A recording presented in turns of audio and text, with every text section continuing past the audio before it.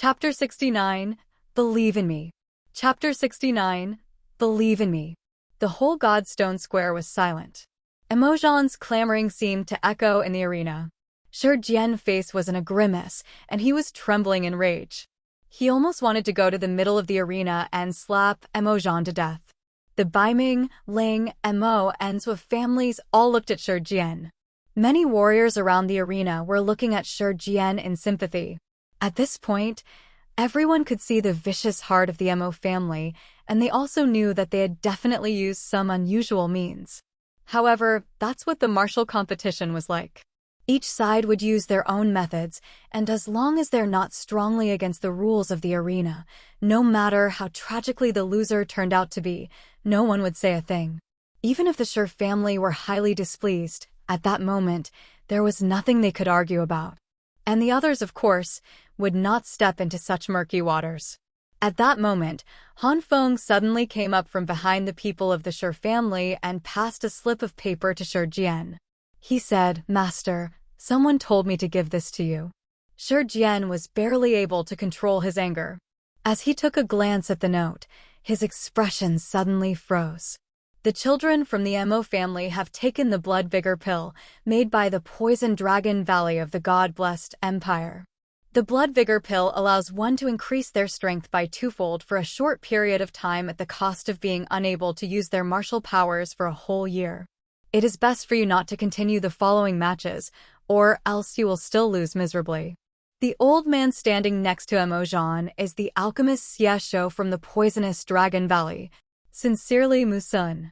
Shi Jian looked at the words on the paper with a grim face. He finally knew what the Emo family had done. Just to deal with the Shi family, Emo Tua had sacrificed a year of his grandchildren's cultivation.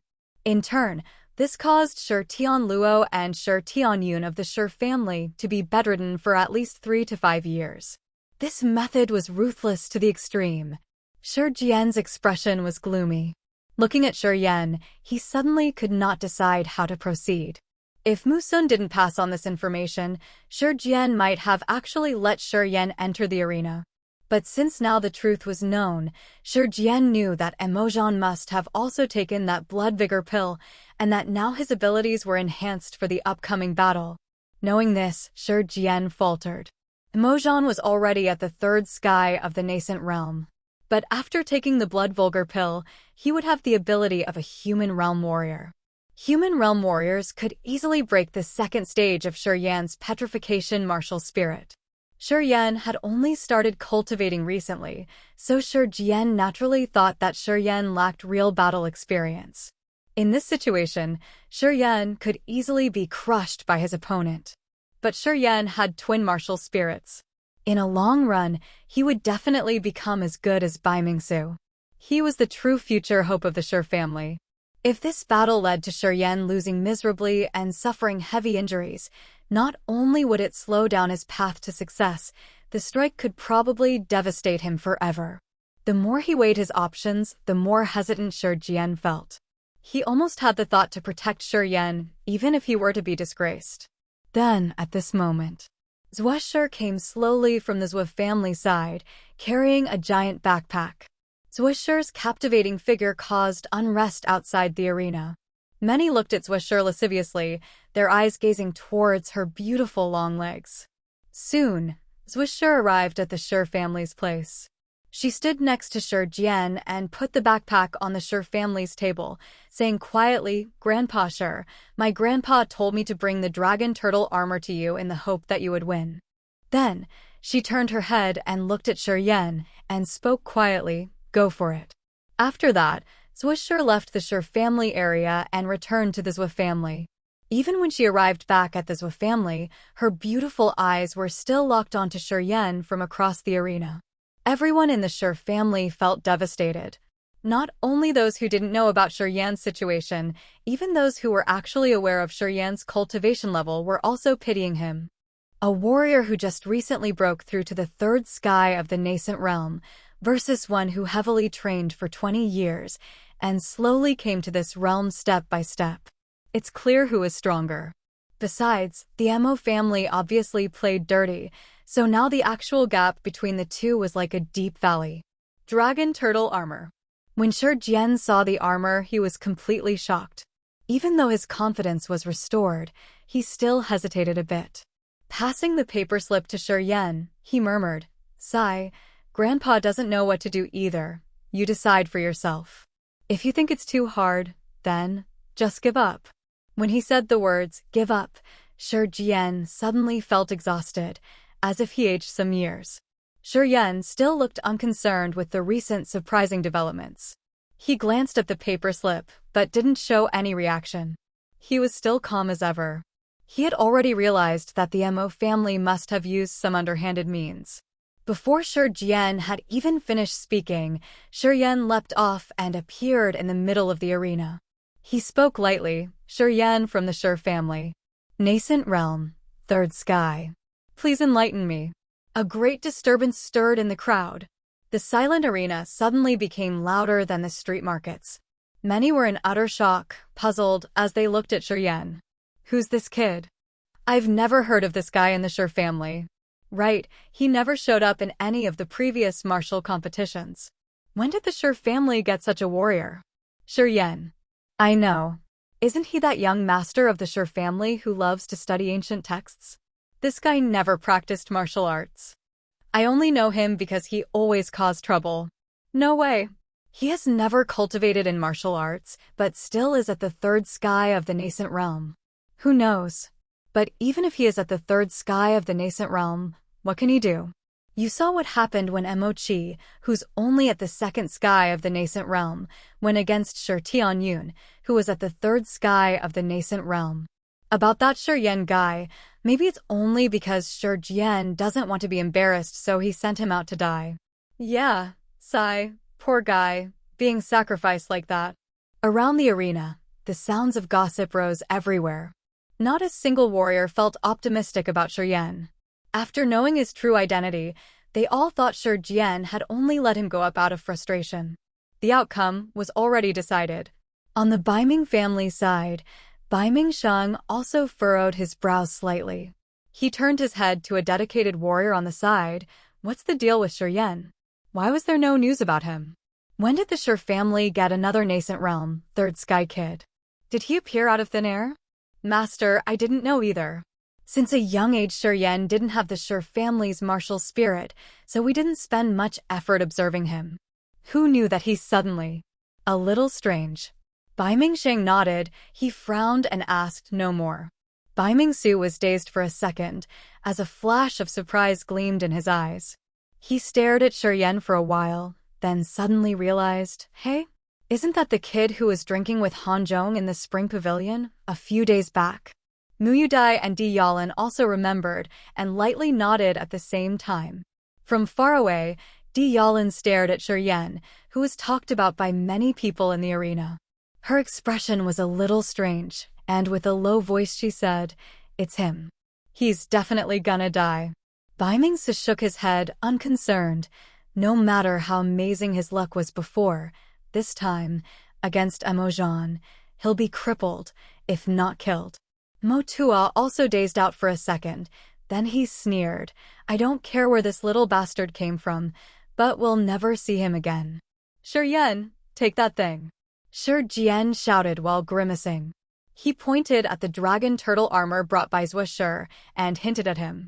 "Don't need it." Shi Jian glimpsed over at Shi Jian and shook his head.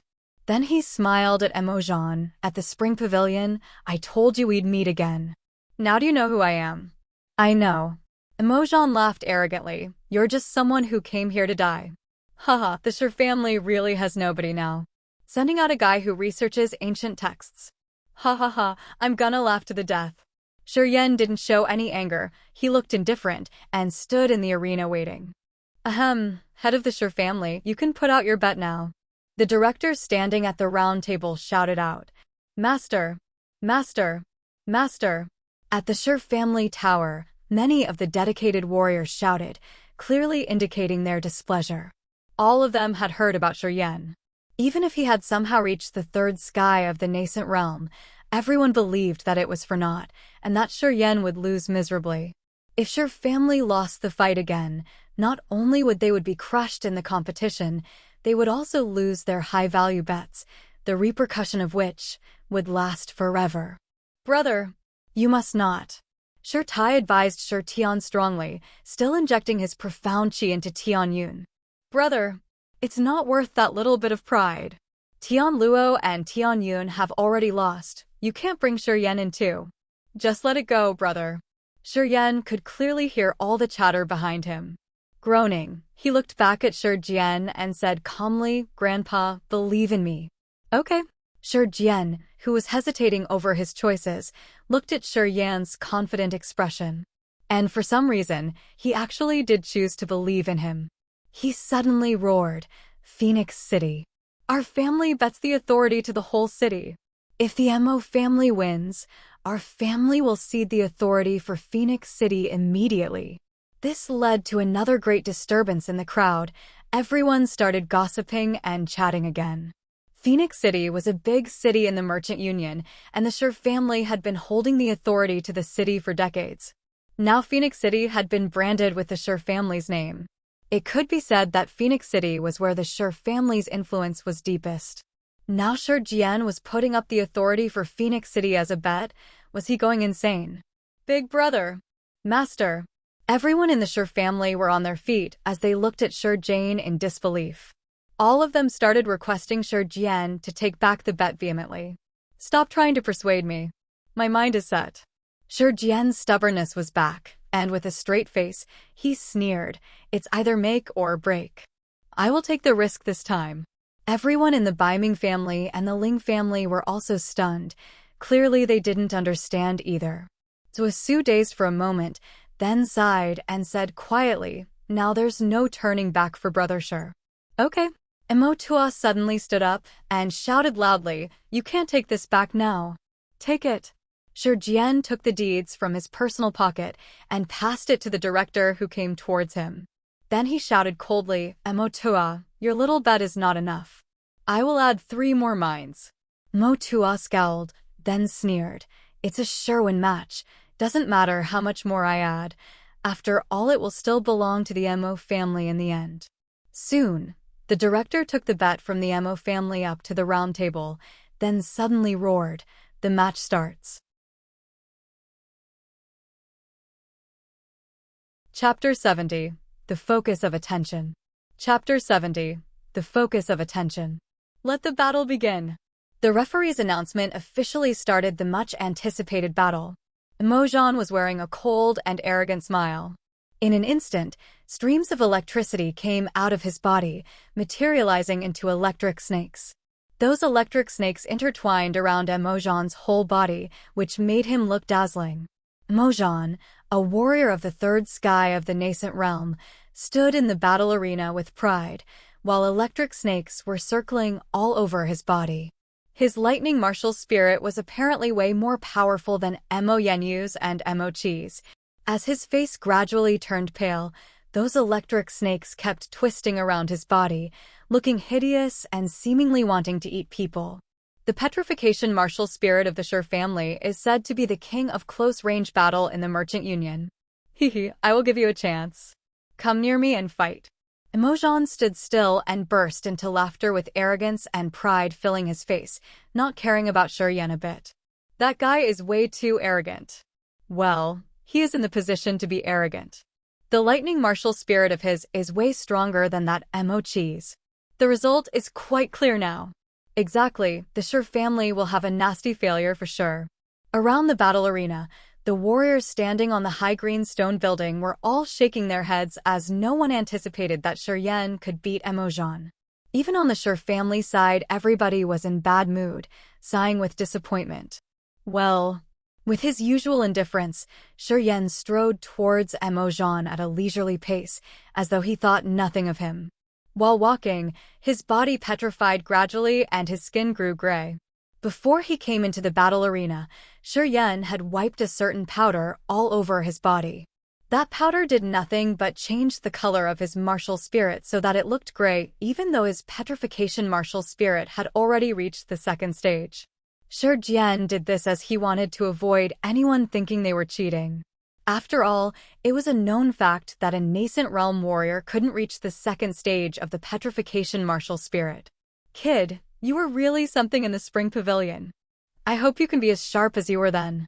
Emojan smiled coldly with his pale face as he stood still and waited for Shiryen to approach. Sharp or not, you will know soon enough. Shiryen shook his head with a smile. As he replied, he was within 3 meters of Emojan. Humph. Suddenly, Emojan yelled in a low voice and the electric snakes coiling around his body came to life.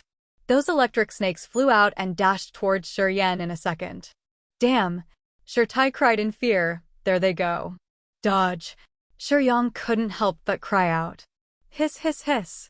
The electric snakes were as thick as thumbs and separated at once as if they were alive, entangling Shiryen from all directions, not leaving any gaps. Ignoring the cries of the Shir family, the electric snakes wrapped Shiryen up tightly in an instant. Bad. Shirtai's eyes were full of fear as he sighed with pain. How stupid is this kid? He didn't even dodge, even when he knows how Tianyun lost. Now he is repeating this same tragedy. It's done. Not surprising. Yeah, this guy studies ancient language. Stupid. There is no suspense. I guess he won't even have the slightest chance to fight back. Around the battle arena, those warriors were all feeling sorry for Shiryen as they shook their heads in sorrow, seeming to know the result. It turned out just as everybody assumed. Emojan seized this opportunity and rushed up to Shiryen.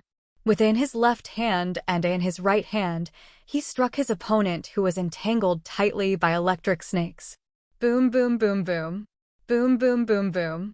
The yin were shooting like a hail and covered Shiryen in an instant. Under Emojan's intense attacks, nobody could clearly see Shiryen who was buried under the lightning, and they simply guessed he would lose for sure. One after another electric slashes flashed with green light, and the audience saw the arena clearly again. Shiryen was still standing there and hadn't moved. He was not hurt in the slightest and smoke was coming from his coat. What happened? It can't be true. As the green light dissipated and the warrior saw Shiryen clearly, they couldn't help but rub their eyes, surprised by Shiryen who was still standing in the arena like a mountain. Bai Mingsheng also raised his head from his teacup and looked at Shiryen in astonishment. He frowned and mumbled, weird. Emo Tuo's expression changed, but he still kept calm and just grunted once. Shiryen's body quivered once and a bright light crossed his eyes. After taking a deep breath, he pressed one of his hands to the stone stool and became excited. Big brother. Family head. Shirtai and the Shir family warriors looked to Shiryen at the same time, with joy and confusion on their faces. Keep on. Shiryen yelled, as his mouth trembled a bit. Though still feeling confused after what they heard, Shirtai and those ministers of the Shir family got a little expectation of Shiryen. In the arena, Shiryen was still entangled by the electric snakes, but apart from a little numbness after using his petrification ability, he felt nothing else, as he still maintained an indifferent expression on his face. Wisps of thin smoke gushed out from his arms which soon covered the electricity from those snakes, thus no one could see the change in his arms. While he was being struck heavily, his negative energy had mingled with his profound chi and gushed out from his arms, turning into 5 small swirls which floated around him. These swirls created by combine these 2 types of energy, which slowly floated behind Emojan. The swirls were invisible to anyone. Apart from Shiryen, in this huge battlefield, only a human realm warrior like Bai Mingsheng could sense it. Emojan, you are so weak. Under the gaze of the audience, Shiryen broadened his mouth as he laughed and smirked. You can't even hurt me when I stood there and didn't fight back. How did the Emo family become one of the 5 big families in the Merchant Union with skills like yours? Kid, you are seeking death. Emojan's face changed suddenly and became even paler. He dashed over with a stern face toward Shiryen, and just as Emochi kicked Shir Tianyun, he began to kick Shiryen like crazy. Boom, boom, boom. Bang, bang, bang. Emojan's hard attacks dropped upon Shiryen, while the arena was filled with green light and strong profound chi began to spill everywhere. Still weak. Emojan, are you a girl? Under Emojan's attacks, Yan was unmovable like a mountain and couldn't stop shaking his head, ridiculing him with crueler and crueler words. If you don't have a thing down there, I can help you satisfy your wife on your wedding day, in case that you make a fool of yourself. That was too wicked. Ling Yu from the Ling family suddenly stood up and cursed in a flirtatious tone. Yan, you will die a miserable death. I want you to die. Emojong howled and triggered all his potential at once. He jumped towards Yan and started sending out another rain of punches. Bang! However, Yan simply stretched one leg and kicked Emojong in the chest. That kick, by his sole free leg, sent Emojong 5 meters away. Boring. Yan grunted in disappointment as he got rid of the electric snakes. Those electric snakes, which were crawling all over him, broke away inch by inch. The shattered electric sparks dispersed all around the arena. Be careful. Damn it. The warriors nearest to the arena shouted and hurried to operate their profound chi to defend against those electric sparks. Good boy. Zuosu patted the arm of his chair and praised, I like this guy. Zuosher's bright eyes were shining with an odd light as she nodded at Yan and smiled. Well, this guy is really mean. Big brother. Family head. WH, what is going on here? On the other side, Tai and the family ministers all looked to Jian in surprise. It's fine. It's just that the Mo family is too weak. Jian responded briefly, following Yan's directions. Suddenly the feeling in the air had become fresh. Mo Tua stood up with a green face. He stared at Emojong and his breathing became heavier and heavier. Those eyes, I have seen them somewhere. On the side of the Baiming family, Di Yalin showed a little suspicion on her face, and she murmured after a long deliberation. But at that time, no one paid attention to her murmurs. Instead, everybody was setting their eyes upon Yan and following his movements. After getting rid of the electric snakes, Yan started strolling towards Emojong. Emojong lifted himself up from the ground and rushed towards Yan in a rage. At that moment, Emojong's body began to twist strangely as willow flowers fluttered in the air. Something invisible had entangled him tightly. The harder he struggled, the stranger the way he swayed. At last, he floated up into the air. There seemed to be an invisible wicked hand behind him that had grabbed his neck and lifted him up. What happened? I don't know. What's wrong with Emojong? Is he out of his mind? Who knows what's going on? Why is Emojong floating in the air? Is he at the sky realm? Do you even think it's possible? The arena burst into clamor at once. Yan came near Emojong with an indifferent face and slowly stretched out his hand. His fingers stabbed into Emojong's knee like 5 sharp spears. Crack! Crack! The clear sounds of bones breaking came from Emojong's knees. Crack! Crack! Another 2 similar noises came from his shoulders. Puh! Emojong was totally freaking out in front of Yan. He couldn't help but fall on his knees. Not a single bone in his joints were connected. Pathetically kneeling in front of Yan in front of such a huge crowd made him roar insanely. Yan, I am gonna kill you. Kill you. Oh! Really? Yan looked cool as he grabbed Emojong's neck and lifted him high up in the air again. Emojong tried his electric skill on Yan, but it had no effect. In front of hundreds of eyes, Emojong was lifted up by Yan single-handedly. It was a deliberate insult.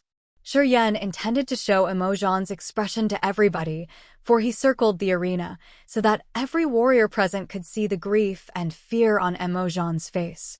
After one circle, Yan turned his eyes towards Jian and sent the message, to kill or not. The arena quietened down suddenly and all the warriors gazed at Yan. Tens of meters away, Jian got Yan's message and was quite delighted. Under Yan's gaze, Jian nodded softly with a rigid face. We give up. Mo Tua was shocked and he cried miserably after he saw Jian's cold eyes. We lose. We lose. Stop. The referee at the round table announced immediately. Crack! Another clear sound came from Emojong's neck, and his head flapped down in an odd way. All the warriors were horrified. They looked at Yan, who had just shattered Emojong's neck, in quiet astonishment. It was extremely silent in the arena. Under everybody's gaze, Shiyan tossed away Emojan's body indifferently. Pa. Emojan's dead body landed 3 meters in front of Emotua, with his head strangely twisted. Sneering at the Emo family, Shiyan returned to the Shi family tower and without any care and took his seat. Chapter 71. Take advantage of their weakness. Chapter 71. Take advantage of their weakness. Shiyan, you old man. Emotuo's eyes were filled with endless hatred. With a raging roar, he suddenly stormed towards the arena and thundered, "You killed my Jean and destroyed my family's future hope. I will bury you by his side." Emojan's death truly provoked him. Emotua didn't even care about the rest of the martial competition. He straightaway rushed towards the Shi family. As Emotuo made his move, all the distraught members of the Emo family also stood up. They all rushed into the arena and sprinted towards the Shi family. "Emotua, my 2 grandsons are still lying on the ground." Shiyan was in violent rage as he also rushed forward. Staring coldly at the approaching Emotua, he sneered, "You were totally calm when you were winning, but lost your temper as soon as you were defeated? If you can't afford to lose, then don't participate in the martial competition at all. Calm down, all of you." Bai Mingsheng's expression was stern as he stood up. Suddenly the temperature around the arena dropped by a considerable degree as frigid air started emitting from his body. Even though the sun was at its height, all the warriors around the arena felt chilly. "Stand down." Emotua suddenly turned back his head and shouted to the grieved members of the Emo family. To this the dedicated warriors and masters of the Emo family were unwilling, but under Emotuo's cold gaze, everybody retreated back to their places. "Shiyan, would you dare to fight solo with me?" When the people of the Emo family backed away, Emotua suddenly roared from the middle of the arena. "Whoa! No way! Now this is gonna be quite a show. A battle between 2 family heads. I didn't come thousands of miles in vain. This time the arena is truly splendid." The crowd was totally excited as they looked at Shiyan in expectation. "Why not?" Shiyan sneered and also stepped into the center of the arena. He greeted Bai Mingsheng and said, "Bai Ming family head, Emotua and I will have a fair fight. I'm sure this is not against the rules." Frigid air was seeping from Bai Mingsheng's body. He groaned and furrowed his brow for a moment, and then slowly sat down. Shaking his head, he sighed, "Why bother you two? But if you really wish to fight, I wouldn't stop you. I only hope that you restrain yourselves and don't hurt others." Shiyan was totally unfazed by the recent developments and was sitting nonchalantly at the Shi family side. Seeing that Shiyan had also stepped into the arena, his eyes furrowed deeply, knowing that this time it wouldn't end easily. However, just when the two were about to fight to the death, the entire Tianyan city seemed to shake for a second. In the far distance, the tall stone tower of the Misty Pavilion, which was dozens of meters high, instantly toppled down. Even from thousands of meters away, one could see the silhouette of a female above the tower, wearing a black crepe and a bamboo hat. This was clearly a very stunning woman. She was just like a goddess, with her hands above her head, as if holding something. That piece of the sky looked like it was time-warped, with masses of strange air flooded the clouds. From the clouds, some mysterious power in the river of time turned into pillars of light, and all of a sudden stormed down from the heavens, shooting directly into the woman's upheld hands. An earth-shakingly strong force suddenly spread out from the woman's body. Thousands of meters away, the warriors in the arena could all feel the terrifying force coming from her. Streaks of exotic beams abruptly shot out from her body. Due to the great density of the beam, it was as if multiple rainbows were wrapping around her. Sky Realm Master. Who is this woman? So powerful. What is happening?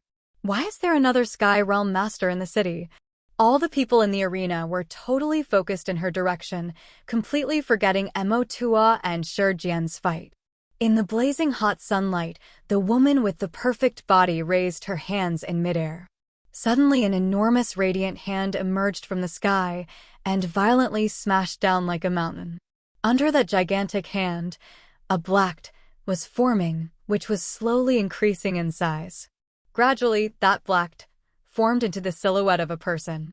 The godlike giant hand, spreading over hundreds of meters, smashed down on the ground with immense force. The silhouette of the person formed from that black suddenly warped and disappeared into streams of dark light. Boom! The enormous hand completely destroyed the 20-meter-high misty pavilion towers. The rigid green iron towers became metal scraps, flying everywhere. The woman in the black crepe and bamboo hat stood in the air above the ruin of the misty pavilion for a moment and then flew towards the arena. In merely a few seconds, she arrived above the arena, condescendingly looking at the crowd below. With her angel-like voice, she said, "Half of the map is on my hands. Mo family head, if you really want it, just come and take it up front. No need to play tricks in the dark." Our Mo family didn't do it. Mo Tua looked up at her and roared, but there was a flash of surprise in his eyes. Mo Tua was only at the third sky of the Nirvana realm, but this woman could walk in midair, which was a trait of sky realm warriors. How could Mo Tua not be afraid? "Miss!" Two giant men pushed their way among the crowd and immediately appeared outside the arena. In midair, the floating goddess-like woman pointed at Mo Tua and commanded, "Teach him a little lesson." "Yes, miss." The two giant men roared as their muscles suddenly bulged. They were already 2 meters tall, but instantly grew by some centimeters while exerting power, with dark thick hair suddenly growing on their bodies. In a flash, the two men turned into what looked like rabid beasts, their eyes filled with a bloodthirsty and murderous look. The two giant men suddenly dashed out, the strong green iron rubble exploding into pieces everywhere they went. "Who are you?" "This is the Merchant Union's arena. We will not allow you to cause trouble here." Bai Mingsheng suddenly roared into the heavens, frigid air seeping from him. Howling, Bai Mingsheng also flew into the air. Balls of strange blue flames flew from his body. Those flames shortly condensed into blue fire clouds. These icy clouds, along with the power to freeze the heaven and earth, shot towards the woman. "Bai Mingsheng, is it?" The woman's voice was still sweet as she said indifferently, "The Misty Pavilion's business has nothing to do with you. Your Baiming family can act like an overlord in the Merchant Union, but in the Endless Sea, you would not even be a third-rate family. You better know your place." Arrogant. Bai Mingsheng raised himself into midair and stood across from the woman, his face as cold as glacier. He sneered, "I would like to see exactly how capable you are, since you dare to bluster with your wild arrogance." The cloud-like surged towards the woman like tides. The woman snorted as she suddenly rose up and disappeared into the mass of clouds. After a long moment her voice rang out, "Come and fight up here. Don't harm the innocent." "All right." Bai Mingsheng shouted, his body also shooting high above the sky, and disappeared in the clouds. Thundering roars came from the heavens, as if it was the end of the world. Everyone in the arena knew that Bai Mingsheng had started fighting with the mysterious woman, but sadly, no one could see this fight. Boom, boom, boom. The two towering men had, by then, surrounded Mo Tua and ruthlessly started beating him. These two big men were like iron giants, their bodies extremely sturdy. They weren't afraid of the arm's thick strands of lightning and kept bombarding Mo Tua in the midst of the lightning strikes. Strikes of lightning flew in the sky like an electrical dragon. The lightning came from Mo Tua, 15 strands in total, and they formed a closely knit electrical web, charging at the towering giant men. "Mo Tua, give up the treasure map, or else don't blame me for attacking the Mo family members." Musun's voice came from a corner of the arena. He had brought a group of masters from the Medicine Valley and walked towards Mo Tua step by step, his expression grim. "Musun, the treasure map isn't with the Mo family. Release Chaga now, or else you're not going to walk out of Tianyin City alive." Mo Tua was furious. Even under the joined forces of the two giant men, he could still give out threats. "All right then. You forced me to do this." Musun's voice was cold, and he said to the Medicine Valley masters beside him, "Kill everyone in the Mo family." Then Musun also sprinted out, his body like a beam of light. He joined the forces of the two giant men and bombarded Mo Tua. Pop, pop, pop. Boom, boom, boom. The electrical dragon moved around in the sky. The two towering giant men were like monstrous beasts. One of them grabbed two millstone-sized green iron pieces, and whenever he got near Emotua, he would throw the 1,000-gene piece of green iron at Emotua. TL note: a gene is a little more than a pound. In a short moment, the whole arena was filled with lightning and flying stones. Fire spread everywhere and silver lights scurried around. In the crowd, those that were struck by the electric dragon turned into a crisp, while those that were struck by the stones turned into a pulp. The fight among these masters had turned everything into chaos. Many of the warriors cursed, shrieked, and roared as they all tried to get out of the way. Those with low capability simply escaped the Godstone Square in a panic, afraid to stay and watch the show. The masters from Medicine Valley took advantage of the situation and stormed towards the Emo family, attacking its descendants and warriors. However, the Emo family's descendants and warriors were undaunted.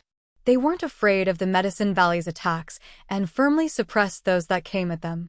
Now Jian actually seemed like an outsider. In the arena, he watched the Emo family suffer in surprise, but inside, he was as delighted as ever. "Grandpa, do it now." Jian stepped forward and said firmly. "Do it now." Jian froze, then furrowed his brows. "You mean?" "Emojan is dead. Emotua will surely seek vengeance. Rather than letting the Emo family recover and strike us, why not take advantage of their weakness? You can cooperate with Musun and those two to kill Emotua while we will hunt down the second and third generations of the Emo family. It's best if we completely cripple the entire Emo family today, so they would never have a chance of revenge." Shiryen said cruelly. "Big brother." Shiryen is right. Emojan is already dead and Emochauga is probably not going to live either. At this point, we should just screw it all and do it. Screw the martial competition. Take out the Emo family first. Tai came up and growled. Tian Luo and Tian Yun were both heavily injured, still laying on the ground. He had already suppressed his anger, but now that the perfect chance was here, Tai couldn't hold himself back anymore. Han Feng was also here, and he nodded at Jian. Baiming Shang is kept busy right now, so the Baiming family has no one in charge. Without his permission, no one in the Baiming family would help the Emo family. This is a golden opportunity. If we miss this chance, we'll never get it again. Shiryen gave in another word of encouragement and said, "Grandpa, you guys kill Emotua, and I will take care of Emo Chi and Emo Yenyu, who severely wounded Brother Tian Luo and Brother Tian Yun. We can entirely destroy the Emo family bloodline. Kid, you sure are ruthless enough." Tai smacked Shiryen, and before Jian agreed, he rushed out and shouted, "Emotua, you old dog. Today you will die for sure." Once Tai exited, Jian stopped hesitating and said to Han Feng, "Idiot, protect Shiryen." Then he also stormed out and roared, "Emotua. It's time to settle it between us." Chapter 72, Each with Their Own Schemes. Chapter 72, Each with Their Own Schemes. The whole arena was in a mess. Emotua was besieged by many masters. Those that Musun brought from Medicine Valley also hounded people from the Emo family. In the Shi family's area, once Jian and Shiryen took action, the masters of the Shi family also sprinted up and attacked the Emo family members. In a short moment, the arena broke out into a war. None of the warriors who came to watch the martial competition expected the event to go down this way. When the big fight erupted, many furious powers vented out their enmity and ruthlessly attacked their enemies, embroiling many innocents. Because of this, in just few minutes, a number of warriors were sent to their death. The bystanders could no longer sit still. Seeing the two families slaughtering each other, very few people decided to stay and continue watching. They all hurriedly retreated from the Godstone Square, afraid that they might become a target in the slaughterhouse. The retreat of the bystanders was very swift. Now the only people present in the Godstone Square were those from the 5 big families. The Beijing family was merely the observers. In the absence of Baiming Shang, the Baiming family decided to only be a spectator, not aiding either of the families. Baimingsu stood in silence in the Baiming family's tower. He was closely watching the besieged Mo Tua and occasionally gazed at the Mo family members who were attacked by the Shi family. Young master, what should we do? Keep watching. Baiming's eyes flashed coldly as he spoke. We don't need to entangle ourselves in this dogfight. Let them chase among themselves. Whatever the outcome, it wouldn't affect us in the least. We will directly curb the one who loses in the end and take away their inheritance. With our influence in the merchant union, we will be the prime benefactors. You are wise, young master. But, should we stay? There's no need. Baimingsu suddenly smiled.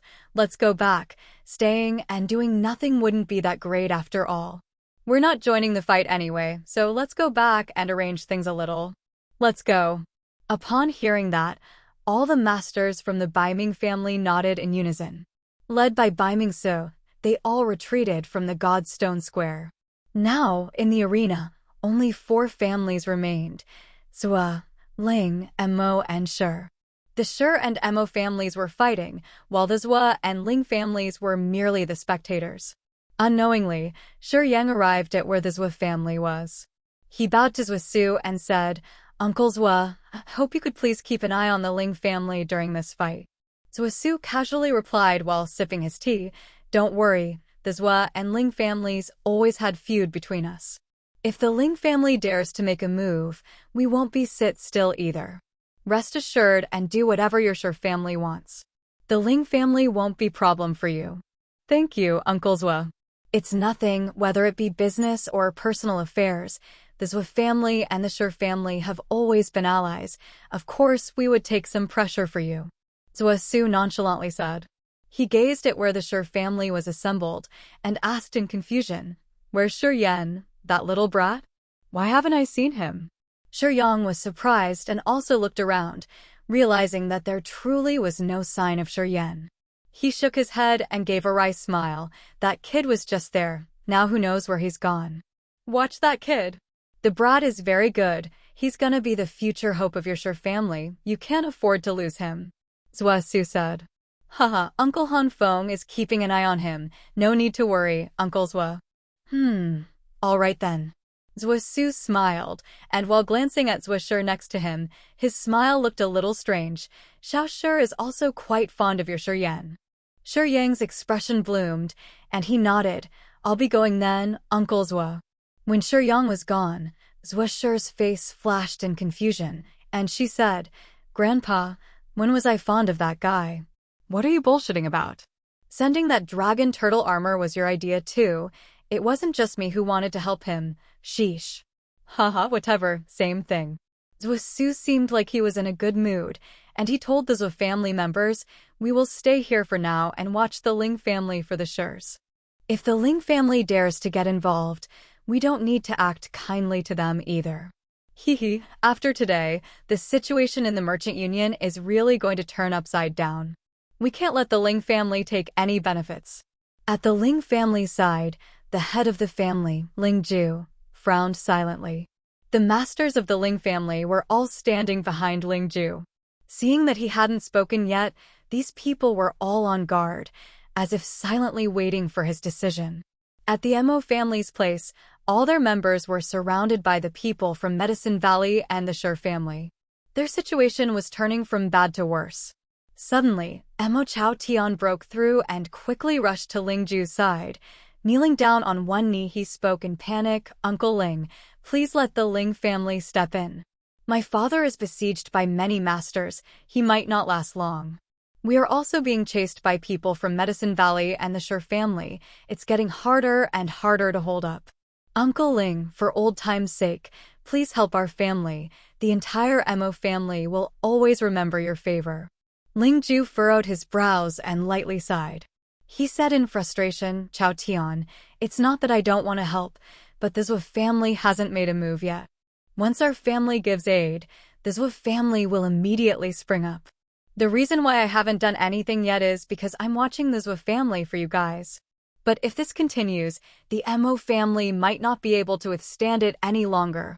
Mo Chao Tian said in fear. If the Ling family cuts in now, it would force the Zhua family to get involved too.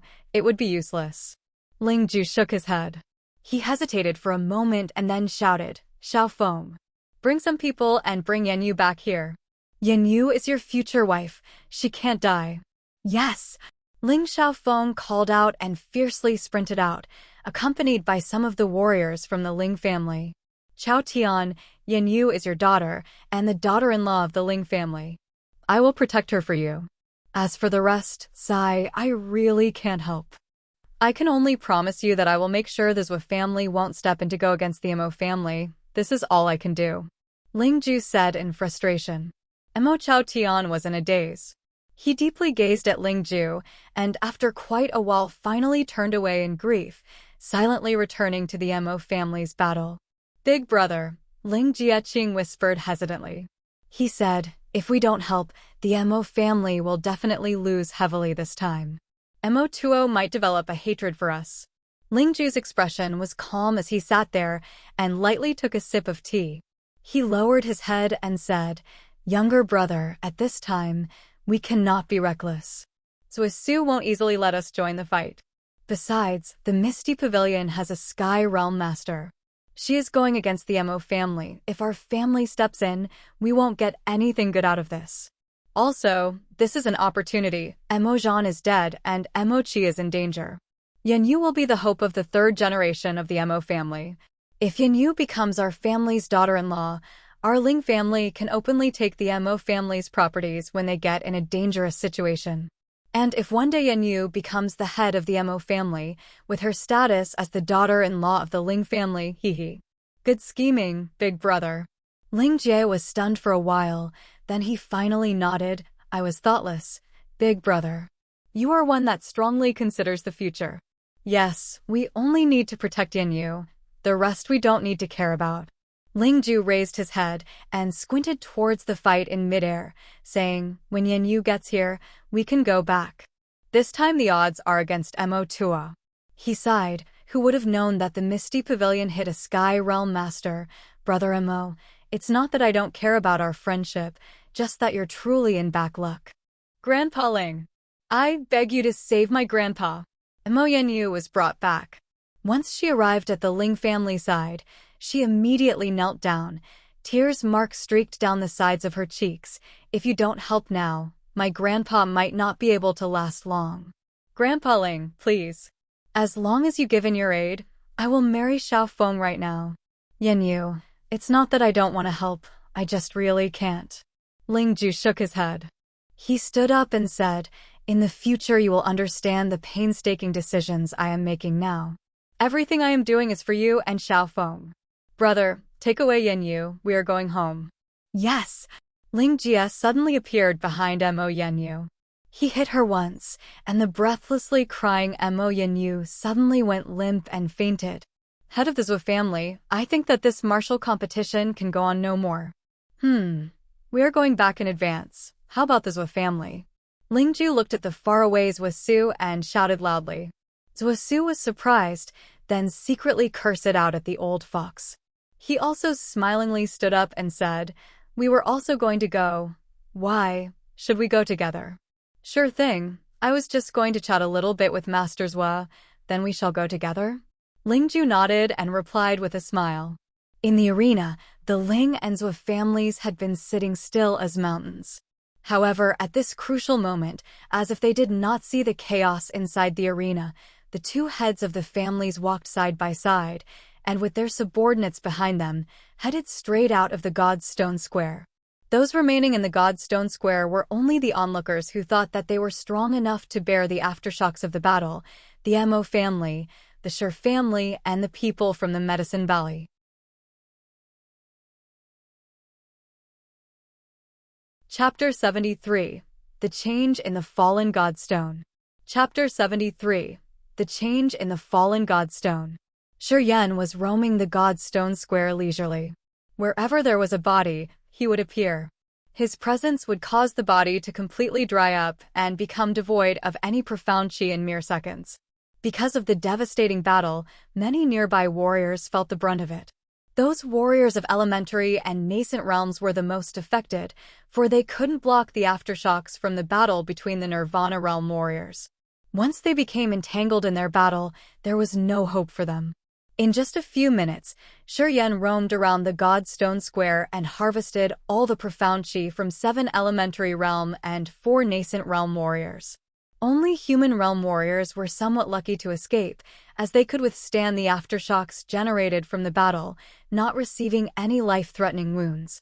Therefore, there wasn't any corpses of a human realm warrior, which was very disappointing to Shuryen. Due to the mysterious power that could absorb the profound chi from the corpses into his meridians, Shuryen hoped for more chaos. He was continually encouraging Shurjane to fight against the Mo family in person so to increase the casualties, enabling him to enter the human realm faster. Han Feng was lingering 10 meters away from him like a ghost. Wherever he went, Han Feng would follow him like a shadow, lest he created some trouble. 10 meters away, Han Feng was staring at Shuryen with eyes filled with confusion. During the nasty battle, Shuryen was acting weirdly. Han Feng couldn't figure out what Shuryen was pondering. He didn't ask as he was just there to protect his young master in case of an accident. Shuttling through the Godstone Square, Shuryen would always stand beside the corpses for a while. Although he saw the corpses undergoing some strange changes, Han Feng didn't care about it as he thought those dead warriors must have been poisoned, and it was just taking effect now. He never could have thought that such strange changes were actually caused by Shuryen. Not far from Shuryen, the Godstone suddenly collapsed and a painful cry was heard. Hearing the cry, Shuryen became ecstatic and he rushed over. Under that collapsed Godstone, a nascent realm warrior was taking his last breaths. The warrior was unfortunately hit by one of Mo Tuo's lightning bolts, however he seemed to possess some sort of defensive martial skill which had sustained him till now. Shuryen looked indifferent when standing beside the collapsed structure. Even from 10 meters away, Shuryen could feel the highly dense nascent realm profound chi coming from the injured warrior. In just a few minutes, the warrior was sucked dry and Shuryen harvested another batch of profound chi. Han Feng was secretly watching Shuryen in confusion from another corner of that collapsed stone. It's so weird. Has anyone been using poison? Why did they all die in such a strange way? Shuryen shook his head and looked up at Han Feng. Uncle Han, there must be someone here in the arena with his own purpose. Han Feng nodded with approval, but was still perplexed. Lightning, as thick as an arm, flew over like a dragon and hit the structure heavily. Chi. As the lightning flashed on the collapsed structure, a layer of dim moonlight suddenly came out of that mountain-like stone. That dim moonlight had created a strange but cool atmosphere, but the moonlight quickly disappeared and everything returned to normal. Shuryen and Han Feng, who were standing near that structure, had watched the whole process. Shuryen let out a soft sound and walked towards that collapsed structure frowning. He stretched out a hand and pressed on this mysterious stone. Under the blazing sun, the stone was cool to the touch. It was as if the stone had been accumulating moonlight over 1,000 years and was carrying the coolness of the night. And it was as heavy as an average metal. Sensing it for a while, Shuryen couldn't find anything out of the ordinary about the stone. He released his hand and asked Han Feng, frowning, Uncle Han, did you see the stone shining for a few seconds just moments ago? Yes. Han Feng nodded softly and walked up as well. He touched the legendary stone himself and remarked, no change, maybe it's because Mo Tuo's lightning struck it just now. Yeah, it must have something to do with Mo Tuo's lighting martial spirit. Shuryen agreed as he couldn't figure out anything special. There was still a bit of suspicion left in his mind, however since he couldn't come up with anything now, he didn't give it a further thought. Mo family members, disperse and go home. Suddenly, from the battle arena, came Mo Tuo's angry order. Shuryen looked in the direction from where the sound came. Under the relentless attacks, Mo Tuo looked to be in a difficult situation. His back was severely bleeding and he seemed to be heavily wounded. He didn't continue to fight after Shur Tai's severe strike and dashed towards the faraway commercial street in a hurry. Mu Sun, Shur Tai and Shur Jian immediately gave a chase without saying a word. Those two tower-like men hesitated for a second, but ultimately stood in the center of the arena, not intending to kill anymore. Those Mo family members also didn't dare stay in the arena after Mo Tuo's command, running away in all directions separately. Shi was calmly standing behind the godstone and watching the surroundings. He saw the old man with unkempt hair from poisonous Dragon Valley jealously protecting Mo Chi with Li Han, running towards a block of houses to the south of the godstone square. We can't let Mo Chi live. Shi took a deep breath and said to Han Feng, if the grass root isn't pulled out, it will grow when spring comes. We have to take out Mo Chi. If the grass root isn't pulled out, it will grow when spring comes. Han Feng frowned and repeated that sentence twice, and finally understood. His eyes sparkled as he softly said, young Master Yen is indeed capable of great things. Without saying anything, Shi walked away from the fallen godstone and gave chase after Mo Chi. Shi soon exited the godstone square. Just as he was about to enter the narrow streets between the houses, he found Shi and some Shi family members chase from behind too. Big uncle, I will take care of Mo Chi, you go after the others. Shi yelled from afar. Shi was stunned as he saw it was Shi who was giving chase. He reprimanded, where have you been till now? Don't you know it's chaos in the arena? Your grandpa will peel my skin if you have an accident. It's fine. Han Feng appeared from behind Shi and responded softly. Seeing Han Feng behind Shi relaxed and smiled. Well, you go after Mo Chi and I will go after Mo Chao Tian. Then he nodded at Han Feng, ran up to another road, and dashed away. A quarter of an hour later, on a small street in the south region, Mo Chi was in a murderous mood as he focused on running. Suddenly a shadow appeared in front of him. At the corner of the street ahead, Shi leaned against the stone wall with a sneering smile on his face and said casually, Mo Chi, are you tired? Yeah, you can have a rest now. Mo Chi suddenly stopped with a ferocious face. Shi, you killed my brother, you must pay for it. Pay for it? Shi mouth widened and shook his head. Mo Jean is not too far away. You may catch up to him if you are fast enough. I came to see you away. Young Master Chi. Li Han showed up from behind Mo Chi, and beside Li Han stood the Bloody Hand, from poisonous Dragon Valley of the God-blessed Empire. Kill him. Mo Chi pointed at Shi and said angrily, he has to die. Let the younger generation solve their own problem. You'd better not get involved. Han Feng suddenly popped up his head from a house, looking at Bloody Hand and Li Han coldly. Bloody Hand from poisonous Dragon Valley? Shi gazed at that old man and suddenly remarked, you refine that blood chi pill? Well, poisonous Dragon Valley is literally the cradle of degenerate alchemists who only know how to make degenerate pills. Kid, you are seeking death. Bloody Hand frowned as his face turned rigid suddenly. He grunted, I had no qualms about getting involved in your Shi family and Mo family matter. But now that you are so arrogant, how about tasting my poisonous Dragon Valley skill? Young Master Yen, you take care of Mo Chi, Bloody Hand and Li Han are mine.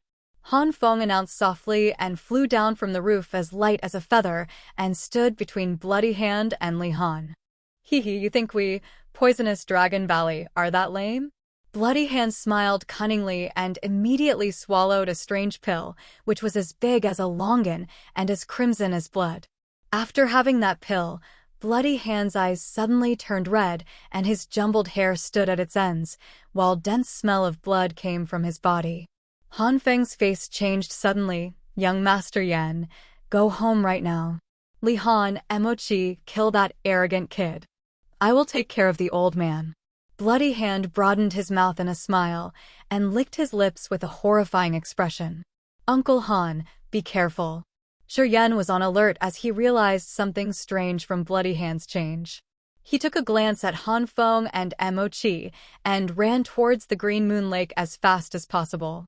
Before Han Feng could take off, Bloody Hand dashed forward and an intense bloody air suddenly enveloped him and prevented him from leaving. Li Han and Mo Chi looked at each other and chased in Shi direction without a word. 5 minutes later, on another street, Li Han and Mo Chi paused suddenly. Mo Chi said with a ferocious face, Kid, you're not running away? Are you tired of living? I had said I will stop your Mo family from having descendants. I can't break my promise.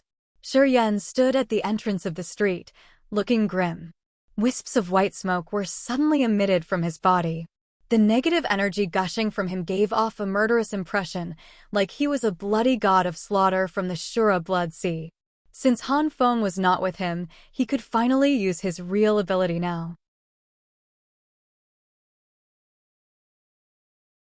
Chapter 74. Taken Care of. Chapter 74. Taken Care of. Standing at the end of the alley, Yan's body was emitting an extremely malignant pressure, but his heart, however, was pure and his eyes serene. 3 millstone-sized appeared behind him and by his sides. They were invisible and traceless as no one else except for him could detect them. Negative energy poured out from his meridians and filled his whole body. Yan's once sturdy body clearly became a lot thinner. This was the first time that Yan completely displayed. The biggest change he felt was that his spiritual sense could now perceive the slightest details, and his mind was absolute calm. Li Han slightly furrowed his brows. Looking at Yan in front of him, he always felt a little recognition, but when he thought deeply, he couldn't remember where he recognized him from. On Emochi's 2 arms, strands of lightning as thick as fingers were formed, and his facial expressions became more and more ferocious. "Uncle Li!" Emochi roared. Li Han's expression froze, his body suddenly popped loudly. The sounds of his joints were like waves hitting upon the shore, gushing with momentum. Whoosh whoosh whoosh. A swirl of wave-like white lights swiftly flowed out from Li Han's body. Li Han's hands constantly pulled at the void space, and those white lights were like actual tides, stirring waves in thin air, and it abruptly rolled towards Yan. Li Han stood firmly and yelled with a serious face. In front of him, the waves folded in layers. Between him and Yan, there was suddenly a choppy river flow. The crushing waters in the river was controlled by his will, as if he wanted to drown Yan right in front of him. Roar! Emochi growled, and the strands of lightning wrapped around his arms became tongue-flicking snakes. They slithered above the waves and charged towards Yan while releasing electric flashes. Yan's heart was still as clear as a mirror. He remained unmoved from the oncoming attacks. Just when the waves formed from profound chi were 5 meters away from him, Yan suddenly took 3 steps back, his body submerged into the previously formed. Controlled by his will, the 2 on his left and right suddenly drifted a few meters forward and suddenly merged together. Thump thump. Bzzz bzzz bzzz. The released by Li Han and the electric snakes from Emochi directly clashed into the middle of the big that was formed by the 2 smaller ones. Weird sounds came from inside that. Those, formed by profound chi under a special martial skill, all of a sudden strangely turned into thin mists. It was as if the profound chi was dissolved in the end became natural energies, dissipating into the earth. The electrical snakes shot into the, as if influenced by the strange whirlpool. These snakes actually became intertwined and continuously whirled in that area. They just weren't able to escape the restraints of the. In Li Han and Emochi's eyes, it looked as if their attacks were stopped in midair. With their attacks unable to move forward, this appeared very strange to them. The 2 froze. Confused by the sudden development, they were both caught off guard. Yan's murderous attempts were always clear. When noticing that there was enough to stop the attacks of the 2 opponents, his mind was struck with an amazing idea. He moved that stopped the attacks and slowly pushed it forward. Now the swirling electric snakes were quickly charging towards Li Han and Emochi. Li Han's expression changed. He finally realized it was Yan who was secretly manipulating their attacks.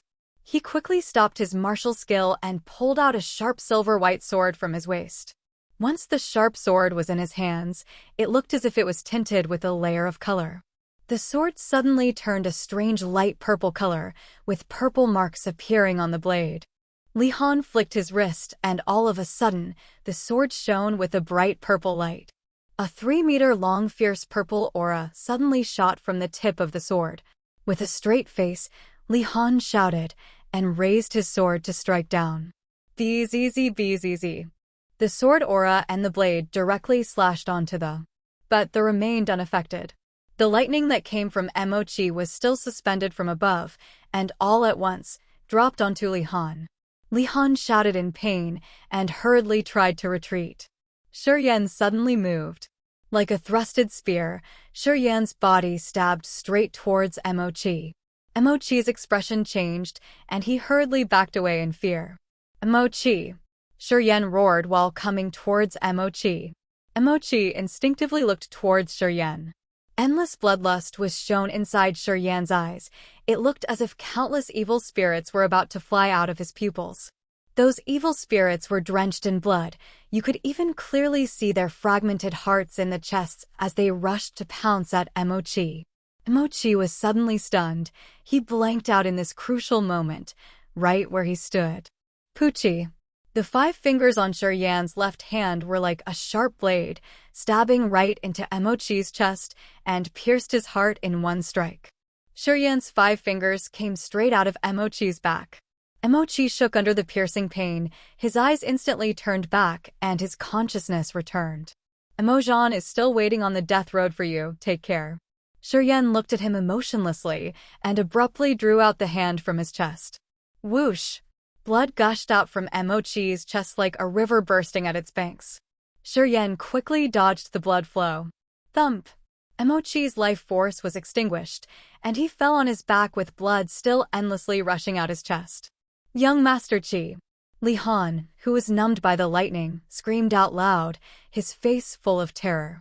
It was as if he couldn't believe how Shi Yan got rid of Mo Qi so fast. Don't yell, he'll be waiting ahead for you too.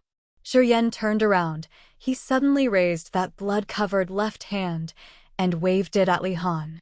This is the blood from Mo Qi's heart. Do you want to know how it tastes like? Li Han's face suddenly changed, and he shouted, Shi Yan, you're seeking your own demise. You're only at the nascent realm. You have no chance against me. Are you trying to add courage to yourself with your capability that's higher than my nascent realm? It's no use. Today I will use you to break into the threshold of the human realm. Using his mind, Shi Yan silently shifted the to beside Li Han and suddenly enveloped him within it. In mere seconds, Li Han felt like he was in the deepest whirlpools in the ocean, his body uncontrollably swaying along with the whirlpool. Even his profound qi was no longer in his control. Back when we were in the stone woods, I already wanted to kill you, but you released the blue smoke bomb before I could. Shi Yan walked towards him step by step, his body wrapped in white, fabric-like mist. He took a quick step and flew out into the... Once he entered the whirlpool, the white mist that was present in the whirlpool quickly entered Li Han's body under the rapid rotations. You! Ding Yan! You're Ding Yan! Li Han's expression changed. He suddenly screamed. It was the Mo family that took action first. You can't blame me for being harsh. Shi Yan hopped into the center of the whirlpool, standing closely in front of Li Han, his blade-like fingers grabbing Li Han's throat. Crack! The crisp sound of bones breaking came from Li Han's neck as he died unwillingly. They quickly disappeared. The negative energy filled with the fear, desperation, and loathing from Li Han and Mo Qi all flowed into the meridians in Shi Yan's body. In a minute, both Li Han and Mo Qi became 2 dry corpses, their profound qi gone without a trace. Shi Yan took a deep breath. He let his mind calm down and closed his eyes to listen to his surroundings. There was not a single sound. One hand carrying Li Han and another with Mo Qi, Shi Yan ran swiftly along the alley. He sprinted through the alley like a ghost. 10 minutes later, Shi Yan arrived at the Moon Lake, in an area where no one went to.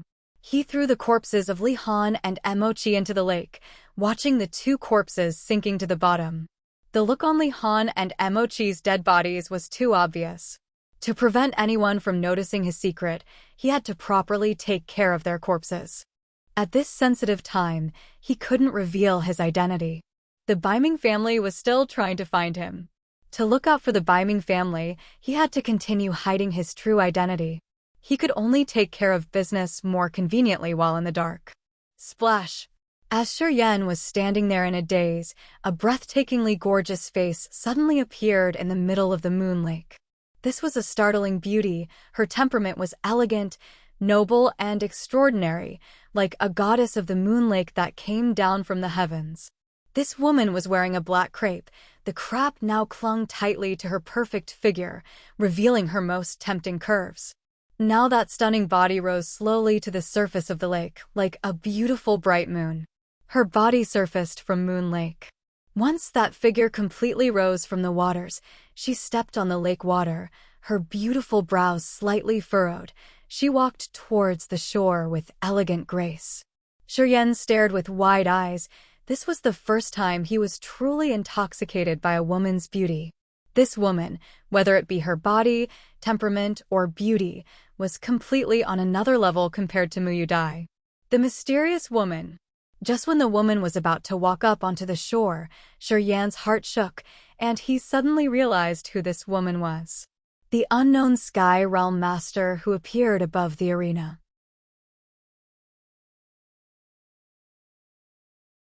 Chapter 75, A Kiss.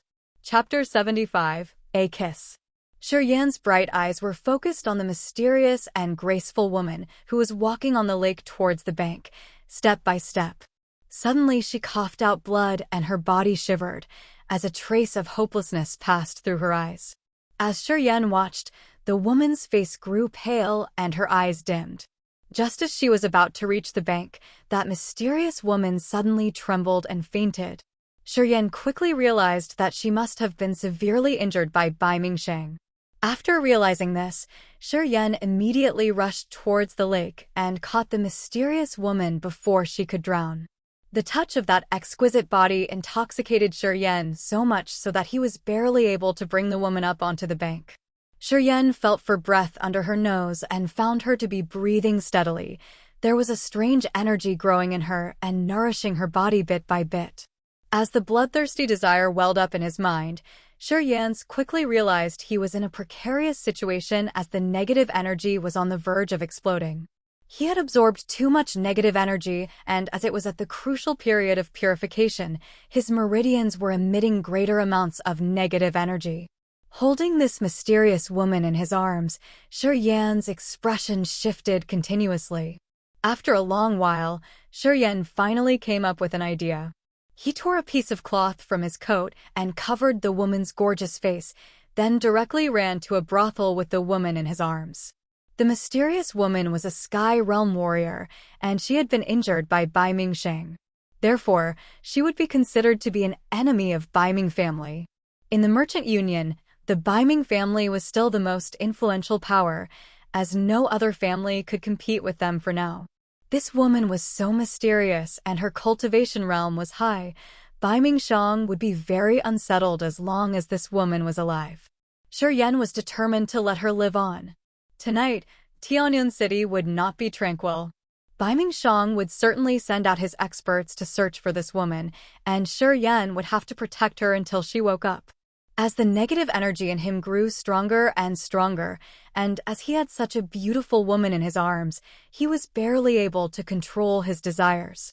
However, he knew that he couldn't do anything to the woman, or the Shir family would be annihilated after she woke up.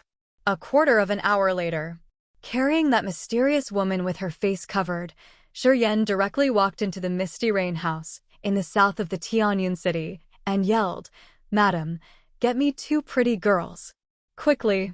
Hua, hua, hua. Shining purple crystal coins rolled out of Shiryen's pocket onto the counter of the first floor of the Misty Rain House. Coming.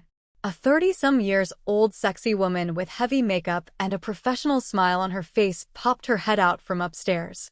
After a quick glimpse at the purple crystal coins, she burst into loud laughter and replied happily, "Master, please come up the 3rd floor. I will arrange the girls for you right away." Good. Shiryen nodded and followed the woman up to the 3rd floor with the unknown woman in his arms. "Yen Yun, Ro, hurry up. Come to room number 3 and give this master your best." The brothel madam laughed seductively and showed Shiryen into a room as she shouted to the girls, "Madam, we will be there right away." From the room at the upstairs corner came a sweet response. Before long, 2 pretty teenage girls with seductive eyes entered Shiryen's room. "Master, you brought another girl with you?" "Huh? You think the girls in my Misty Rain house can't satisfy you?" The madam stood in the room and examined the mysterious woman with her sophisticated eyes and couldn't help but giggle. "You are very interesting. I've never seen anyone bring a girl by himself. I'm rather powerful at that and have special tastes. It would be more fun to have one that I brought." Shiryen glanced at the madam and said indifferently. The madam kept smiling and looked at the mysterious woman again, smiling knowingly to herself. Naturally, she guessed that the woman must have been grabbed by Shiryen, and he was going to take her virginity in the Misty Rain house. In case that woman couldn't endure it the first time, he got 2 girls to satisfy him. The madam had seen such occasions many times, so she could handle it easily. She nodded and said, "Yan Yun, Ro, take care of this master. And try your best to satisfy him. Don't worry, madam. We've been in this industry for so long, we know how to make our clients happy."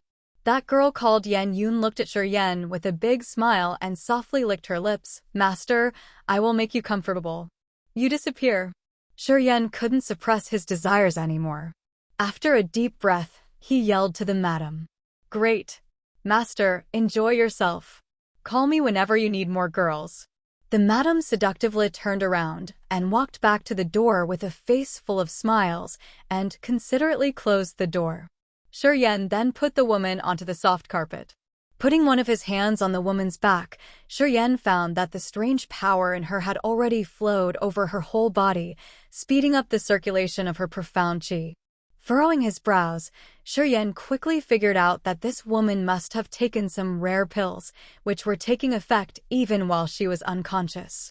The pills were recovering her injuries quickly and making her profound qi operate automatically, in order to wake her up as soon as possible. "You too, come with me." So many streams of negative energy were gushing out from his meridians, and he couldn't stand it anymore. Quickly, he wrapped the 2 girls in his arms and pushed them onto the bed, which was covered with a red quilt. After an unknowingly long time, slowly, Shiryen woke up to find his eyes extremely clear, as he could now precisely feel the wisps of mysterious energy coming out from his meridians. Part of the mysterious energy had seeped in his blood, flesh, bones, and veins, and the remainder had congregated in his dantian. This mysterious energy had made his profound qi become extremely dense and fresh. Under the control of his will, his profound qi was boiling in his body like a spring tide. Holding his breath, Shiryen went into meditation, clearing his mind of any thoughts and letting his profound qi flow freely in his body. After a long time, Shiryen's body shook, and he immediately woke up. His senses were different all of a sudden. Closing his eyes, Shiryen could clearly sense the essence of the air between heaven and earth. The essence was everywhere in the air, though he couldn't sense it before. But at this moment, he could clearly perceive its invisible movements. His profound qi had become extremely accurate as well, as it would fly out swiftly from the middle finger of his left hand at his will. With a thought, his profound qi skipped continuously. It came to life and turned into a blade of grass, a magic snake, and then a flying worm. Feeling the essence in the air and refining everything in the world. This was human realm. Shiryen's mouth formed a joyful smile. In delight, he slowly stepped off the bed. He took a look back at the bed and realized it had become a mess. 2 naked, white bodies were spread upon it with a satisfied smile on their faces. They were deep asleep. These 2 women were not warriors and seemed to be unable to bear his mysterious energy. As he ejaculated, that mysterious energy didn't come out, for it had already been absorbed by Shiryen. With a little surprise, Shiryen turned his head back and without hesitation walked over to the mysterious woman slowly. Bright moonlight was coming through the window. It was late at night.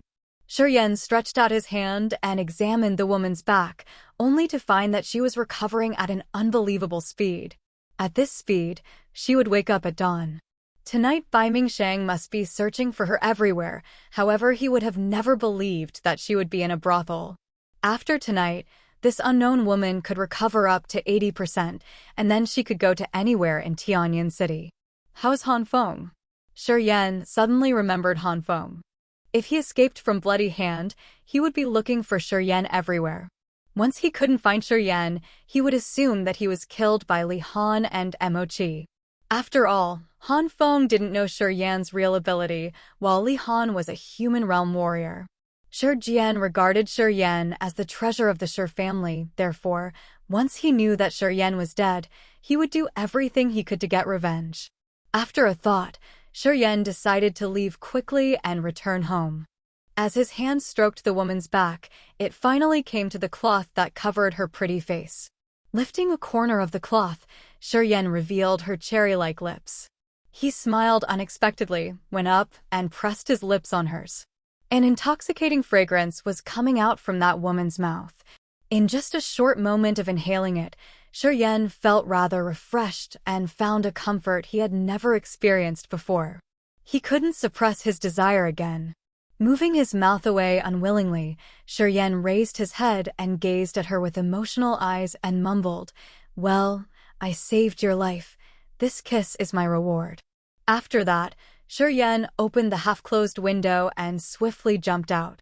His figure moved in the dark night for a moment, faded into the dim moonlight, and finally disappeared.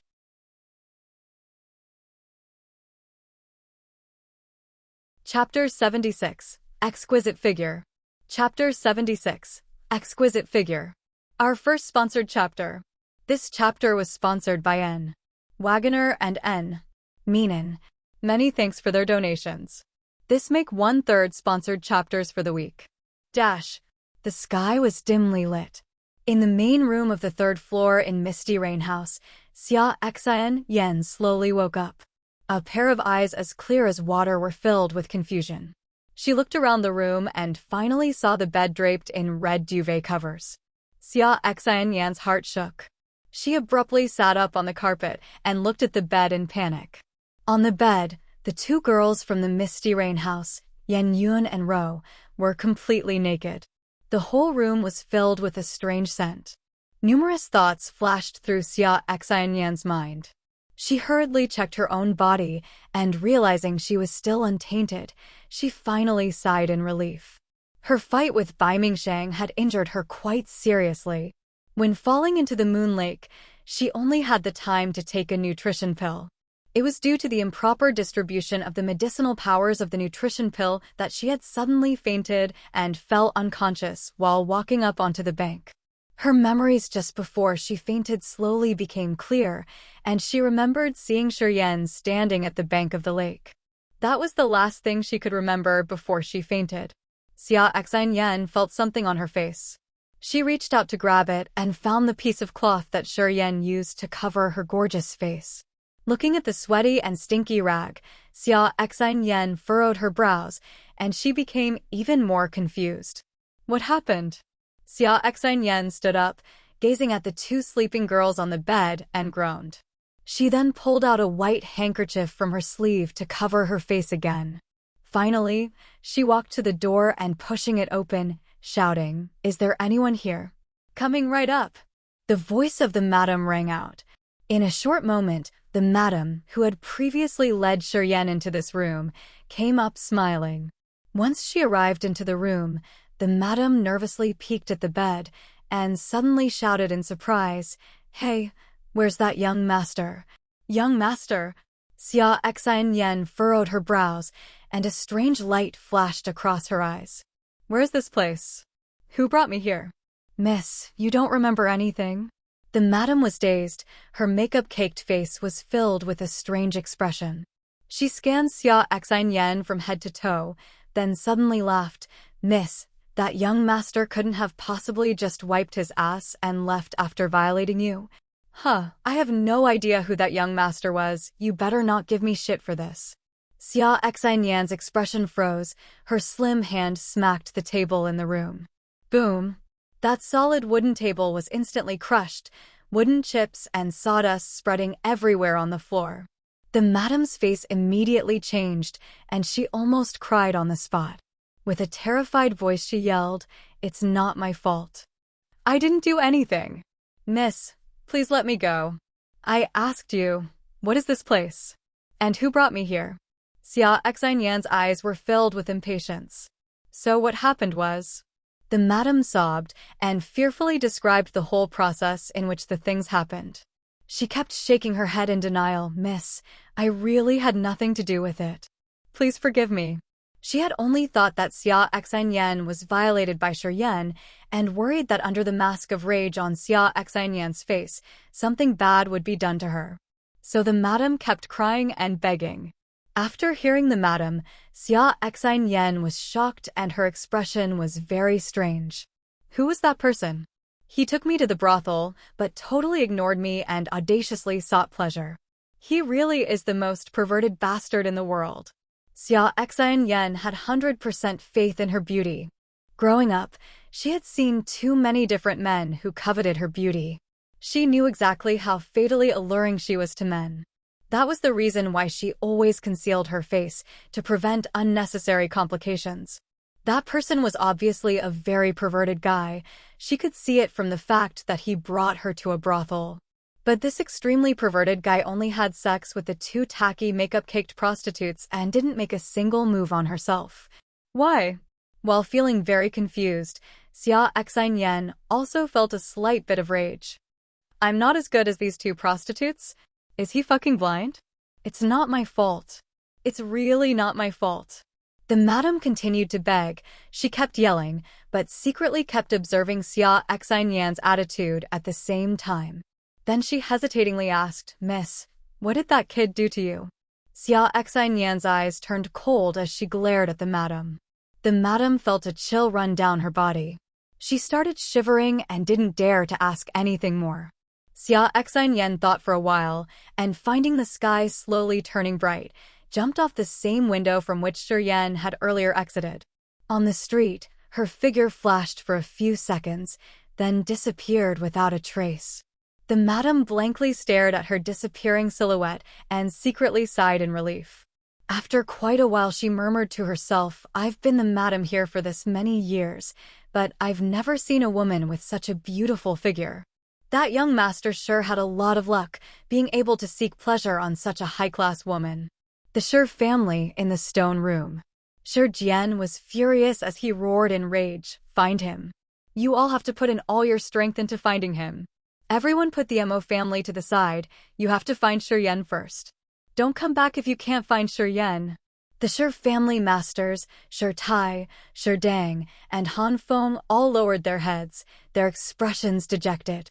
"Master, it's all my fault. I couldn't protect young Master Yan." Han Feng lowered his head, but his eyes looked sinister. Xia Shou's medicine could only last for 2 hours. Now that it should have worn off, I will bring you Xia Shou's head. Xia Shou cannot walk out of Tianyun City alive. Shi Jian's eyes were blood red. With a murderous look he said, "But right now we don't have time to take care of Xia Shou. Shi Yan is the most important issue. Everyone go to that place, and even if you have to dig up the whole Tianyun City, you have find Shi Yan. He has another martial spirit, so he won't die that easily. You all have to search for him with all your efforts." Another martial spirit. The faces of Shi Tai and Shi Dang were full of surprise. At this moment, they finally realized why Shi Jian was so furious. Warriors with twin martial spirits were 1 in 10,000.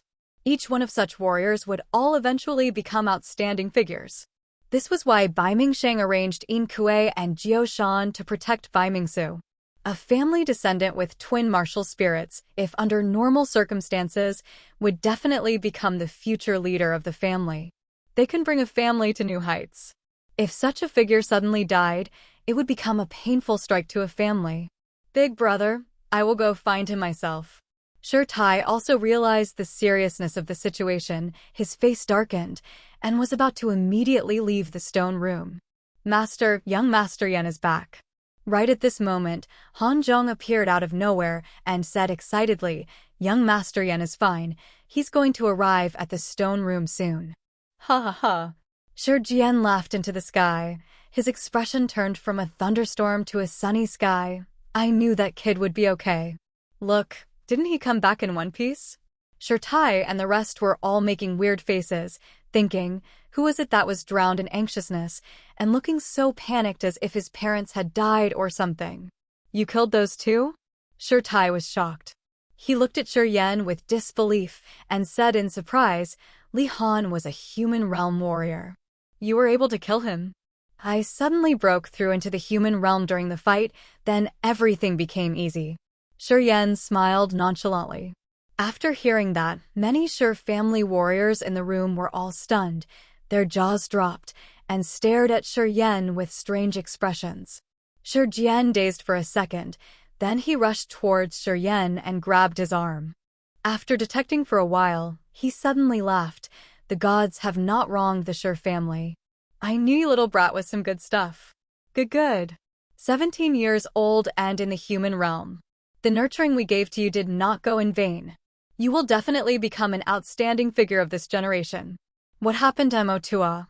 Shi Jian furrowed his brows and asked. Heavily injured. He went back to the Mo family with his skill, but he won't be able to recover for 3 years. Now he's probably hiding in his shell in the Mo family. He wouldn't dare to leave the Mo family for a while. Shi Tai sneered and spoke indignantly. If it weren't for those 2 guys from the Misty Pavilion stopping their chase, Mo Tua wouldn't have been able to escape. Too bad we couldn't kill Mo Tua. It's good enough. This time Mo Tua is heavily injured. Mo Zhan and Mo Qi are dead, and many warriors from the Mo family were also killed. From now on, the Mo family will never have what it takes to compete with our family again. Now is the time for us to take as much spoils from the battle as possible. Father, should we go all out? Shi Dang said. Pass my command. The masters from all the other surrounding cities, from now on they must immediately attack the strongholds of the Mo family. The ones from Tian'an City should also take action now. Other than the headquarters of the Mo family, you can mercilessly attack all the rest of the places. Shi Jian roared. The Zhou family. In the secret room, Qi Zhao's expression was a bit embarrassed, but his face showed a wry smile. Zhou Su was sipping his tea, and he was also frustrated. He sighed and said, whatever, who could have known that girl was a Sky Realm warrior? Now we have to use other methods. That girl's actual combat ability should be around Disaster Realm, Third Sky. But her martial spirit is very strange. It's like she could borrow power from her past life and temporarily step into the Sky Realm. It's very frightening. This martial spirit has never appeared before. It looks like the Endless Sea is truly an extraordinary place. Qi Xiao frowned and sighed in frustration. That girl could instantly raise her power to the Sky Realm. Probably no one in Tian'an City could easily take that fragment of the map from her. Although I'm not scared of her, I don't want our fight to be mutually destructive either. If that were the case, my identity would be revealed, and that old fox Bai Mingshang would definitely notice something. Hopefully the Misty Pavilion doesn't know that we did this. Or else the situation could get really sticky. Zhou Su sighed. What's going on with the Shi family side? Qi Xiao moaned, and then suddenly asked. I will communicate with Shi Jian about this. Then, after the situation becomes less tense, I will send someone to the Misty Pavilion, and hopefully we'd be able to cooperate. Sigh, that girl could instantly jump to the Sky Realm, so I guess this is all we could do. It's the only way. I hope that girl won't hold a grudge against me. Sigh, I really feel a little guilty fighting a little girl.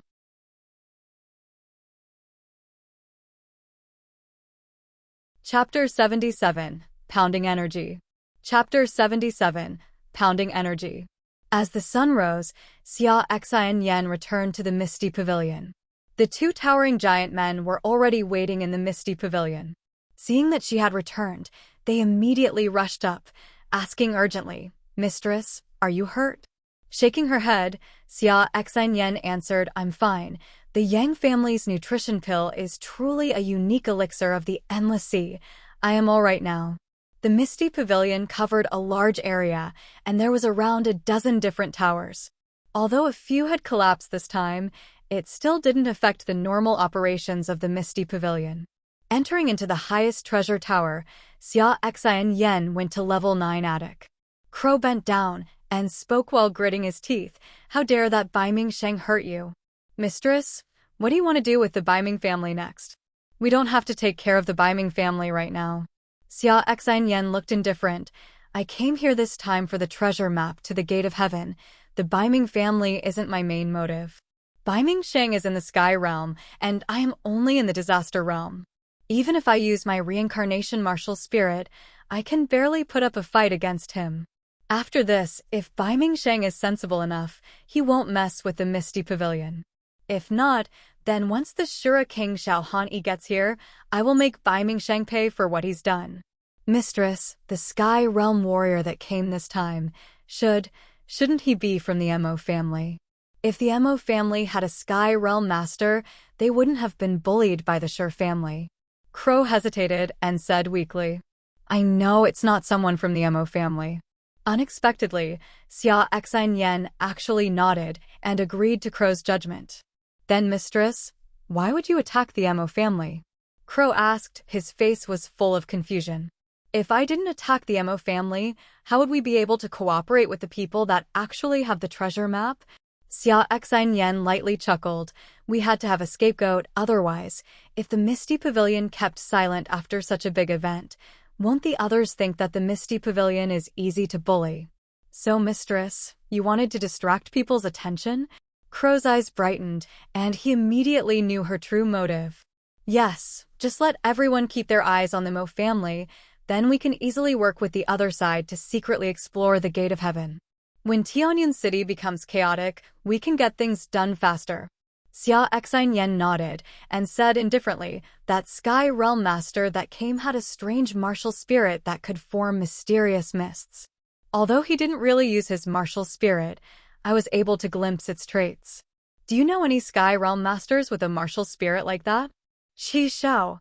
Crow didn't hesitate for a moment, and he immediately answered, Qi Xiao is the Sky Realm master of the Cloud Mountain, and he's close with the Zhou family. Could it have possibly been the Zhou family that got involved this time? Impossible. Unless that half of the fragment map is actually in the Zhou family's hands. It has to be. Xia Exin groaned, then she suddenly said, There's no time to wait. I will make a visit to the Zhou family myself, so that we can get this done as soon as possible, in case any mishaps occur. Mistress, should I go? No, it's all right. That Qi Xiao knows he can't take me. The Zhou family won't cause me any trouble. Xia Exin only stayed for a quarter of an hour. Once she was clear on who was the intruder, she immediately took off alone. The Zhou family. Zhou Su and Qi Xiao were still discussing in the secret room. Knock, knock. There was suddenly a light knocking sound that came from the walls of the secret room. Zhou Su froze. He leaned into one of the bamboo tubes on the wall and asked, What is it? There's a woman with a bamboo hat that came from the Misty Pavilion. She says she wants to see the head of the family. It's that girl, Qi Xiao exclaimed. Zhou Su's expression shifted.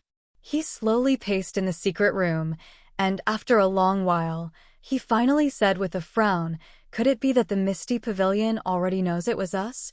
That can't be right. If they really knew it was us, why would they attack the Mo family? How strange. You should go out and meet her. I'll stay here. Qi Xiao hesitated, then said, Let's see what she wants. All right. In the guest room of the Zhou family, Zhou Su sat there calmly. He looked at Xia Exin, who was wearing a bamboo hat, and smiled. How may I address you, miss? Xia Exin. Well, Miss Xia, may I ask for what reason did you come to our family? I don't think the Zhou family has had any affairs with the Misty Pavilion lately. Where's Qi Xiao? Xia Exin shook her head and casually said. Zhou Su's expression slightly changed, but he quickly returned to calmness. He asked in confusion, Miss Xia, for what reason did you ask? Qi Xiao has always been cultivating in the Cloud Mountain. Do you know him? Of course. We fought just yesterday. He left quite a deep impression. Xia Exin sat there naturally and slowly sipped on her tea. Zhou Su's expression kept changing, his smile a little forced. Miss Xia, could you have been mistaken? The person that attacked the Misty Pavilion yesterday, wasn't he from the Mo family? Master Zhou, I didn't come here today to settle the accounts with you. Xia Exin's eyes were a little impatient. On the contrary, I came to sincerely ask you to cooperate. Then, Xia Exin pulled out other half of the dark yellow treasure map and directly placed it on the table between her and Zhou Su. She spoke lightly. Half of the treasure map is right here. Head of the Zhou family, if you're straightforward enough, then let's just cut to the chase. We can immediately combine the two pieces of the map, and once we know where the gate of heaven is at, we can start moving immediately. Master Zua, don't waste everyone's time. Right now, everyone has their eyes on the Mo family. We can take the opportunity to explore the gate of heaven. How's that, Master Zua? Xia Exine Yen was a little aggressive. She didn't give a damn about the head of the family, Zua Su. Her motives were clear. She came for the other half of the treasure map. Zua Su was a little unsure as to what Xia Exine Yan's motives were. He didn't know if she really wanted to cooperate, or if she was just trying to feel them out using her words, so that she could take steps to go against the Zua family. But since Xia Exine Yen had the capability of a Sky Realm warrior, Zua Su couldn't casually speak out. His mind flashed, racing in thought. Master Zua, I don't like to linger on things, and I also don't like putting in personal affairs when dealing with business. Qi Xiao was sensible enough. He knew when to retreat after realizing that I was in the Sky Realm. None of us got hurt, so there's no grudges in this. I came only for the treasure map. I have no intention to cause trouble. Is that clear? Xia Exine Yan's pretty brows furrowed. She stared at Zua Su coldly and became more and more impatient. Zua Su's expression continuously changed as he thought for a long moment. He faintly had the idea that Xia Exine Yen didn't come to interrogate them. Groaning, he gritted his teeth and said, "The other half of the map is not in my hands." "Then whose hands is it in?" Xia Exine Yan's eyes brightened. "It's on Shijian." "Then I have nothing to discuss with you. I will go find Shijian." Xia Exine Yen took the half piece of the map from the table. She stood up and said, "Master Zua, sorry to bother you. I will be leaving now." "I will go with you." Zua Su immediately stood up, thinking, such a materialistic girl. "Changing your attitude right after hearing I don't have the map. You sure are the owner of the Misty Pavilion, a typical city merchant. Does it still have anything to do with you?" Xia Exine Yen was surprised. Zua Su's expression was starting to darken. He snorted, then said, "Shijian and I are in this together. Our family has a part in exploring the gate of heaven too. Don't you think it still has something to do with me?" "Oh, then we can go together," Xia Exine Yen said casually. "Wait up, let me call someone else along." Zua Su forced a smile at Zua Shi and said awkwardly, "Qi Zhao's going too. You said you didn't mind, right?" "No, I don't mind. With Qi Xiao coming along, it will be safer." The Shi family on the third level of Shi Yan's personal stone tower. Shi Yan sat on the floor with crossed legs. His expression was serious. He held in his breath and concentrated. He was able to clearly feel the natural energies scattered in the air. Calming his mind, Shi Yan shut his eyes tightly and started circulating the profound qi in his body. After 7 continuous cycles of circulation, the expression on his face suddenly froze. In his body, rich concentrated profound qi flowed down his left arm like a river rushing towards its banks. Like wild horses on the loose, the profound qi fiercely surged into his left arm. His left arm shook lightly, and traces of sweat dripped down his face. "Roar!" Shi Yan suddenly shouted out.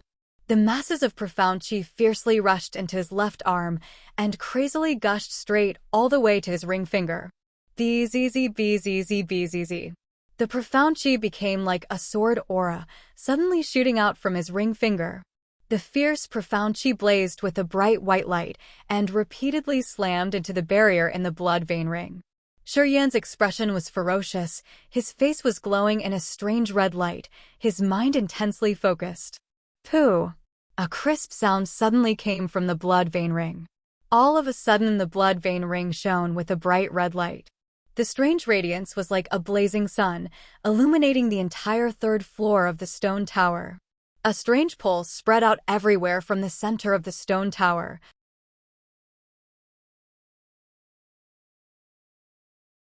Chapter 78, Inheritance of the War Devil.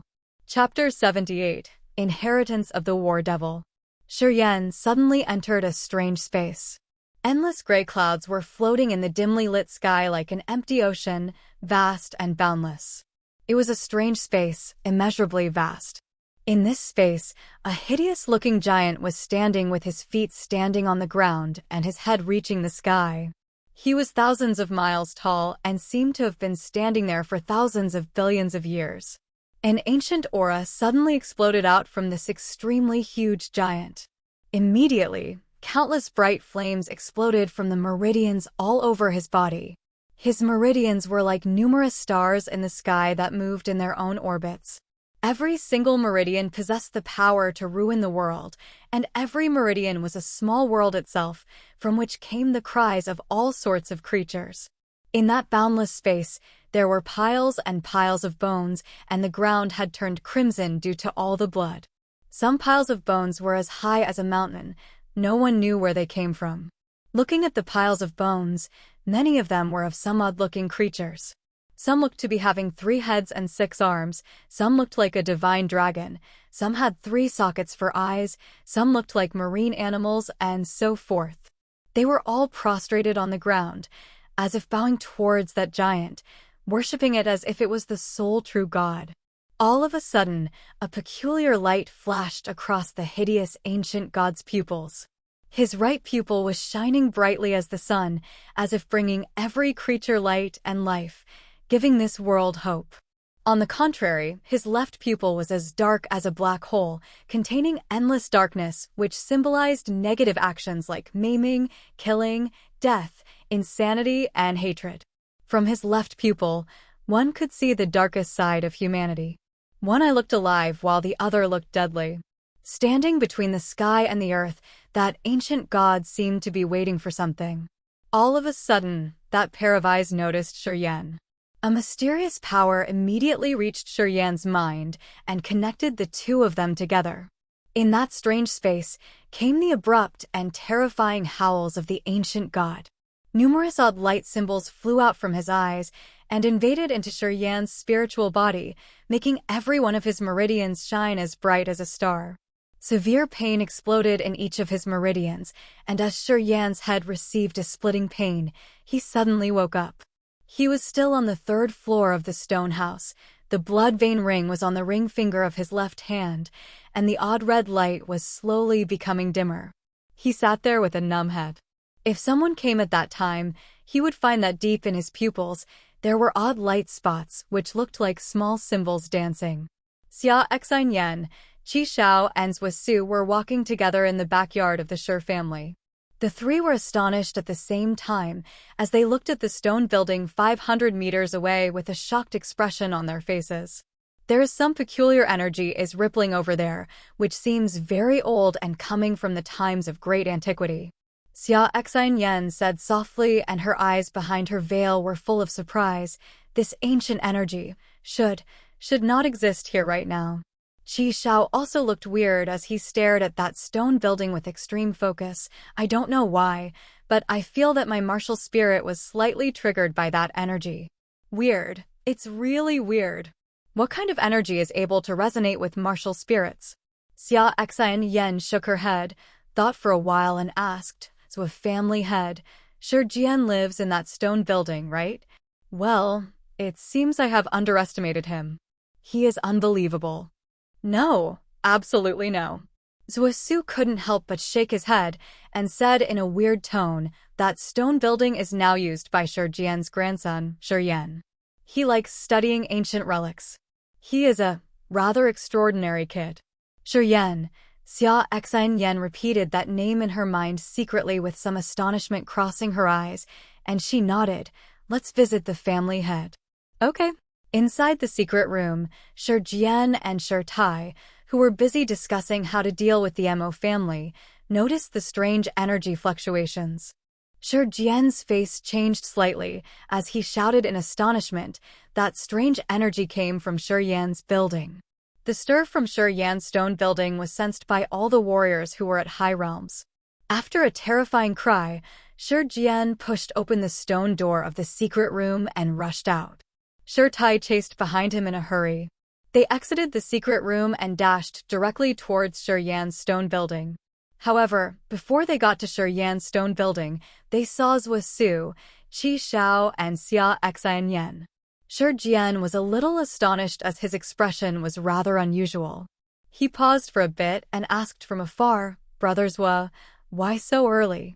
He recognized Xia Exinyen at once and was a little nervous. Like Su, he had a guilty conscience, guessing Xia Exinyen came to make a punitive expedition against him.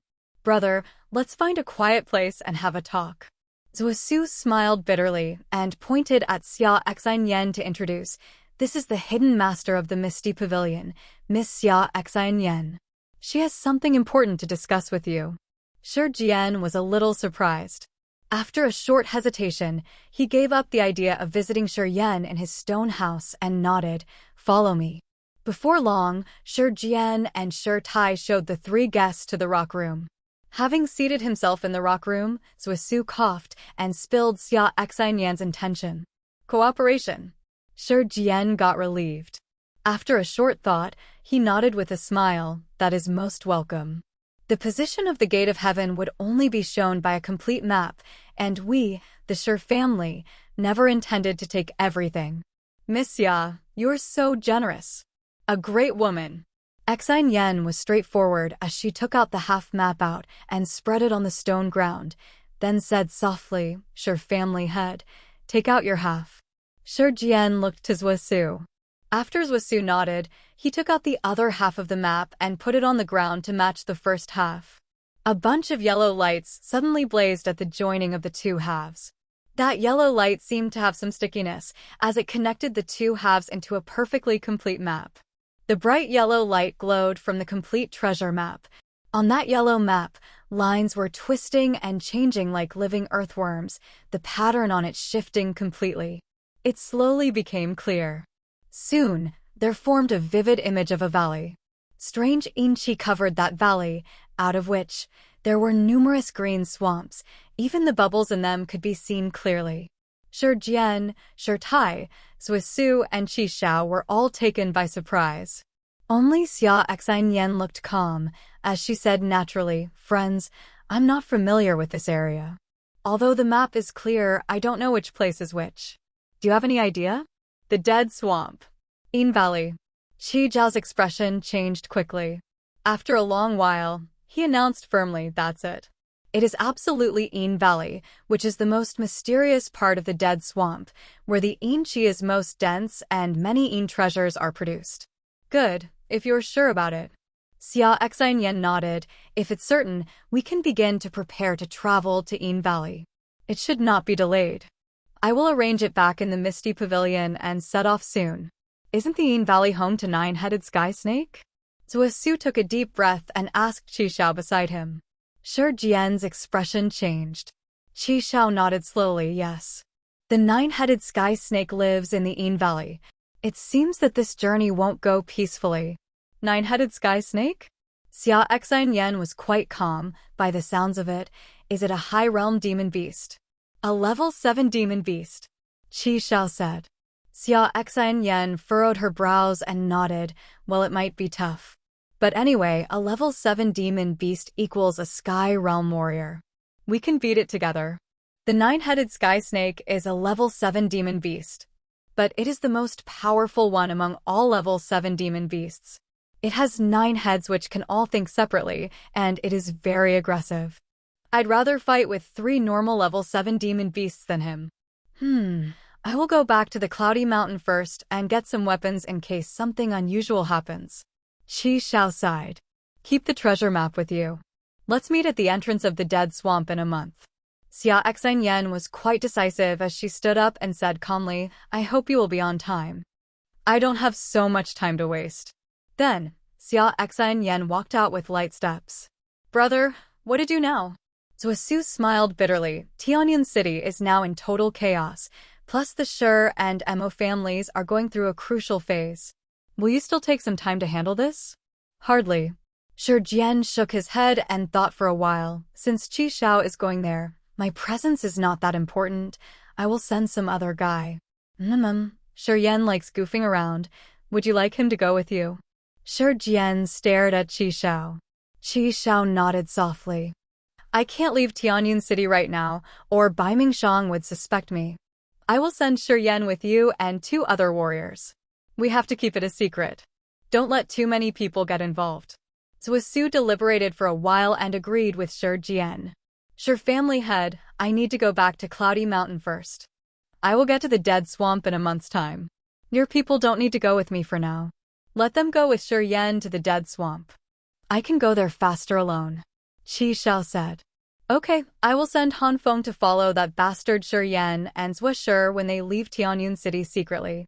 1 month, that would be fine.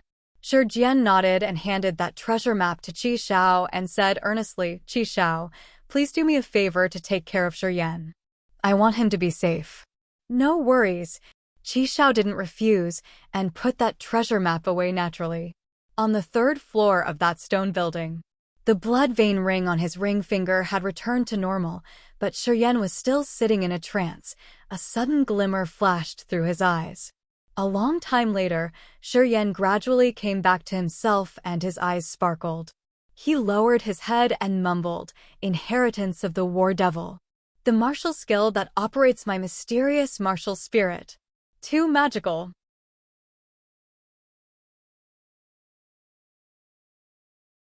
Chapter 79. The Seal of Life and Death. Chapter 79. The Seal of Life and Death. In the stone tower, Sure Yan's expression was full of surprise. His mind clicked, and he continued to violently pour all of his profound qi into the blood vein ring. However, a short time later, he encountered a new barrier in the ring. He was out of sorts for a second, and finally came to the conclusion that the blood vein ring was definitely a strange treasure. Inside were layers and layers of barriers, and behind every single barrier was new things to be found. The first time he pounded at the blood vein ring, he obtained the cultivation method for. This time, he got the blood vein ring was like a patient mentor who will set a barrier at every special stage, and you could only peek into its secrets if you can break that barrier. The complex ancient was clearly imprinted deep in his mind. Just like the skill, once he focused on the mnemonics would appear in his mind. Sure Yen couldn't immediately and completely understand the mnemonics of but just from a glance, he could understood that there was an extraordinary martial skill that could utilize his mysterious martial spirit. Using the circulation method of he was able to stir the negative energy in all of his meridians. Those negative energies would flow towards his left arm in a special pattern, forming a with extremely negative characteristics. They also had secret methods to stir the profound qi in the whole body, making it flow into the right arm and form another extraordinary thing called the left hand is and the right hand is the. When using this skill in battle, the two seals can be merged into one, forming the true. The power of the depended on the density of the negative energies in the body and the amount of profound qi. Its strongest power would be released when forming a total of 49 seals. 7 seals would be marked as the first sky. As the realm and martial skill of a warrior progressed, the number of seals forming would increase when using. Every time one broke through to another sky, the number and size of the seals formed would multiply. According to the mnemonics of once you reaching the 7th sky, 49 seals would instantly form and release an earth-crushing power. And if these 49 seals were fused together, it would emit an invincible strength, easily able to crush the highest mountains. However, the mnemonics on them were quite hard to understand, and would take a while to completely digest. Before he could completely figure out the deep meanings of the ancient texts, Sure Yen didn't dare to rashly cultivate them. He knew from learning that any secret martial skills coming from the blood vein ring weren't to be underestimated. After thinking for a while, Sure Yen decided to spend his time trying to understand the mnemonics about the seal. Sure Yen slowly stood up. He furrowed his brows and moved to the window, gazing across at the Sure family's artificial lake. A beautiful figure suddenly appeared into his view. A strange light flashed in Sure Yan's eyes. There was a surprise on his face, and he murmured quietly, "Why has she come to the Sure family?" Far away by the lake, Xia Exquisite Yen was wearing a veil on her face, looking every bit the peerless beauty. She was being led by Han Feng to the back door of the secret room of the Sure family. Sure Yen had a strong impression of Xia Exquisite Yen, the mysterious woman. Just by gazing from far away, he immediately recognized her, and secretly he was surprised. Led by Han Feng, Xia Exquisite Yen quickly went into the garden behind the lake and disappeared into the secret room. Soon, Qi Shao and Zhuo Su also quietly followed and disappeared through the same door into the Shi family's secret room. After a while, Shi Jian finally walked out of the stone room. His eyes swept to the Shi Yan's stone tower and immediately started walking towards it. Shi Yan's mind flicked. He silently closed the windows and quietly sat down on the third floor of the stone tower, as if he had been deeply immersed in cultivating. Kid, what was that just a moment ago? Shi Jian quickly appeared on the third floor of Shi Yan's tower. As soon as he came in, he immediately glared at Shi Yan and asked, "What was what?" Shi Jian opened his eyes, looking confused. "Half an hour ago, there was a strange fluctuation coming from this place. Did you make that happen? You little brat better explain to me." "I don't know, I was just quietly cultivating. You know, I just reached the human realm, and I'm still trying to get familiar with the circulation pattern of the natural energies. Maybe I just accidentally tuned into the natural patterns and caused a resonance of the natural energies." Shi Yan smiled, full of bullshit. Shi Jian furrowed his brows, stared at Shi Yan for a second, then finally sneered, "You little brat, hiding a bunch of secrets, huh? Humph. I couldn't care less. Just don't act too recklessly and screw yourself over." As the head of the family, Shi Jian could immediately see he wasn't speaking the truth. But Shi Jian didn't want to intervene on everything. Seeing that Shi Yan was fine, Shi Jian just allowed him to keep bullshitting. After pondering for a second, Shi Jian told him about the issue that Xia Exquisite, Zhuo Su, and Qi Shao came to talk about. Then he finally said, "This time, I am going to let you, Han Feng, and Ku Long go together. We are only investigating the location of the Gate of Heaven this time to get to understand the situation. You only need to follow along and get some experience. Remember, don't act rashly. If anything happens, just let Qi Shao and that Xia girl handle it. These two both have the Sky Realm combat abilities. Even if they can't take on the 9-headed Sky Snake, they could at least keep you guys safe." Shi Yan was surprised. He didn't expect Xia Exquisite to be so generous. Not only did she not blame Qi Shao for the sneak attack, she also stepped on the Mo family in order to divert everyone's attention. In the end, she forgave what had happened and took the initiative to lend her hand. This woman was something. Shi Yan's eyes glimmered, secretly surprised. He frowned, thought for a moment, and said, "Don't worry, I also care about my life a lot. I don't want to lose it. My role is just to fill up a spot in the exploration of Gate of Heaven. I won't put my life on the line for this. Okay, prepare yourself. Tonight at midnight, you, Han Feng, and Ku Long will secretly set off and meet up with Swisher at the north entrance of Tianyan City. Remember, you have to be careful. The Gate of Heaven is important, but you are more important to the Shi family. You have to come back safely." "Understood." The Baiming family. Baiming Sheng sat at the 7th level of the ice pavilion, his body overflowing with freezing energy. There was even a layer of frost covering his body. Just looking at him, Baiming Sheng looked like an ice sculpture, appearing very strange. Baiming Su, Yin Kue, and Jiu Shan were standing aside, their expressions serious. Other than them, there was also Baiming Su's father, Baiming Chia. Baiming Chia was at Earth Realm, 3rd Sky. He always took care of affairs outside of Tianyan City, but after hearing about the chaos happening in Tianyan City, he rushed here from Beiluo City overnight. After Baiming Sheng fought with Xia Exquisite, he immediately entered the ice pavilion and hadn't come out since. The masters in the Baiming family were worried about Baiming Sheng. They strictly guarded the ice pavilion and had been on the lookout from day to night, afraid that mishaps might happen in this crucial moment. After a very long time, the frost on Baiming Sheng's body gradually seeped into his body. "Father, Grandpa." Baiming Chia and Baiming Su both called out. Baiming Sheng slowly opened his eyes and breathed out a cloud of white frost. He said, "That girl's martial spirit is strange. She could actually use her power from her last life and instantly step into the Sky Realm. The Endless Sea is truly a holy place for thousands of warriors. And only from that place could such a frightening martial spirit exist." "Father, are you all right?" Baiming Chia asked worriedly. Shaking his head, Bai Mingsheng said, "Did you find that girl? She mysteriously disappeared last night. We searched all night, but couldn't find any trace of her." Bai Mingxia was slightly nervous. He hesitated, and then said, "But early this morning, she returned to the Misty Pavilion.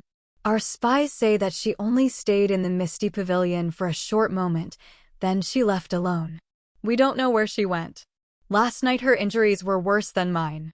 We couldn't find her last night, and now we have missed the best chance." Bai Mingsheng sighed, then said, "She dared to appear this morning. That means her injuries have almost recovered. We don't have a chance to take her anymore. Pass on my orders, don't move on the Misty Pavilion." "Understood." Bai Mingqian nodded, but he also felt a little regretful. Tianyan City is full of our spies. I wonder where the hell she hid last night. If we could have found her, then we could have killed her. We missed our chance, so we can't do anything about it. Not everything's going to go our way." Bai Mingsheng got over the matter. He pondered, and then said, "Keep an eye on all 4 city gates.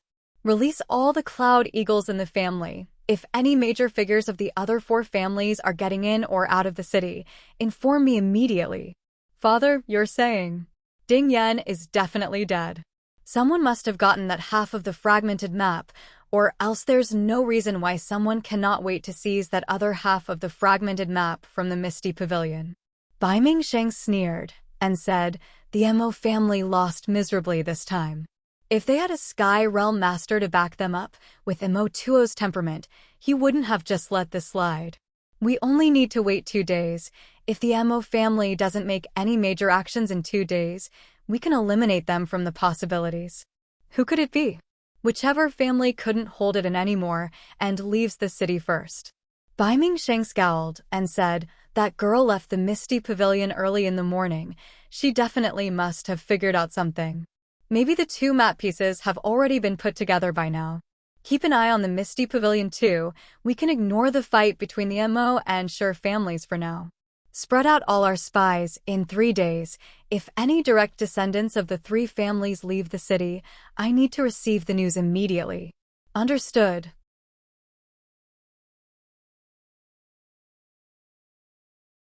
Chapter 80, Shadowing.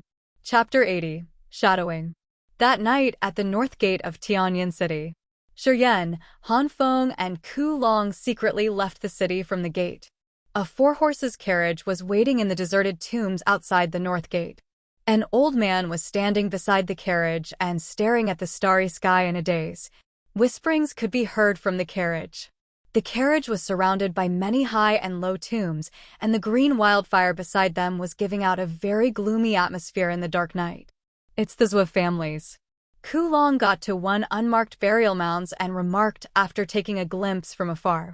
Shiyan nodded and said indifferently, "It seems we are late anyway." The old man overheard their talk, and as he withdrew his eyes and looked in their direction, he raised the whip in his hand. Receiving his signal, the 3 including Shiyan walked over. "Miss, people from the Sher family have arrived." The old man reported to that carriage at a cautious low voice. "About time they got here." Zhou Sher's voice came from the carriage. An elegant and graceful woman came out of the carriage quietly, glanced at Shiyan, and said to Zhou Sher with a big smile, "That kid is here." "Aunt Lian." Zhou Sher cried with a sweet girlish and angry voice, "I told you, there is nothing between us. Please stop teasing me." "Hee, okay. That woman giggled and waved at Shiyan standing beside the carriage. As Shiyan came near, she said, "Young Master Yan, you 3 didn't take a carriage. It will be arranged for us when we get to the Xueli city in the north." Shiyan looked indifferent. He took a glimpse at the woman and complimented her secretly, then walked to the carriage at a leisurely pace and put a huge package into it. "Xiaoshi, this is your dragon turtle armor. My grandpa asked me to return it to you." "Okay." Zhou Sher replied and whispered, "You ungrateful guy. You wasted our goodwill." Shiyan withdrew his smile. "You had told me that whoever uses the dragon turtle armor is a turtle. I don't want to be a turtle." Haha. Sitting in the carriage, Zhou Sher couldn't help but giggle. "You guys have really good memory, huh? I had said that to infuriate my grandpa so that you could take the armor. You helped me unlock the shell and get me the treasure. Of course you deserve the dragon turtle armor. The martial spirit of Sher family is more than enough for defending. I don't need that armor. Shiryen shook his head. Miss, shall we go now? The warrior from the Zhou family got on the carriage, waved his whip and asked softly. Yes, let's go. Wait. Please let me introduce first. This is Chu Ping, first sky of the Nirvana realm. I'm Wu Yunlian. That graceful woman elegantly smiled and said to Han Feng, I know Brother Han, and this is? She looked to Ku Long. Ku Long, first sky of the Nirvana realm. Ku Long introduced himself in a friendly manner as he scratched his head. I have been staying out of the town and just came back for the martial competition. We haven't had a chance to meet. So you're Brother Ku Long. Wu Yunlian beamed and nodded. It's an honor for me to work with Brother Han and Brother Ku Long. Hope we can get to know each other well. You're too modest. Han Feng and Ku Long said together. This woman looked dignified and was at the first sky of the Nirvana realm. She was a warrior from the Cloud Mountain. Since she was once helped by Qi Xiao, she attached herself to the Zhou family at Qi Zhao's introduction and was rather cared for by Zhou Su and became an intimate friend to Zhou Shi. Han Feng and Ku Long knew she was someone of status, so they were both polite to her. Then let's start our journey. Shiryen looked up at the sky, but suddenly furrowed his brows as he pointed at a dark spot in the sky. And then, what's that? Xu Ping, Han Feng, Ku Long, and Wu Yunlian raised their heads together. A cloud eagle. Han Feng's expression changed as he yelled, It's the Baiming families. A cloud eagle has perfect eyesight and can see people on the ground clearly. The Baiming family is tailing us? Ku Long was a bit confused. They knew we were getting out of the town. I'm not sure. Xu Ping was a little surprised as well. He gazed at the departing eagle and said, Maybe it's on the way back the Baiming family from somewhere else and happened to be here. It may not be trailing us specially. We have to be cautious anyway. Wu Yunlian sighed softly, we need to be quick. Even if the Baiming family is shadowing us, they can't find us easily if we are cautious enough. Okay. Later that night, in the ice room of the Baiming family. Father, news came that people from the Shi and Zhou families secretly left from the North Gate.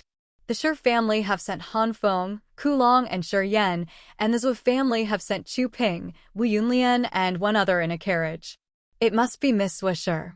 Bai Mingqi hurried back to the ice room and told the latest news after a bow. Bai Mingsu was in the ice room too. He was training with the aid of the freezing air in the ice room. Hearing upon the news, he opened his eyes and cried out, It is the Shi family and the Zhou family.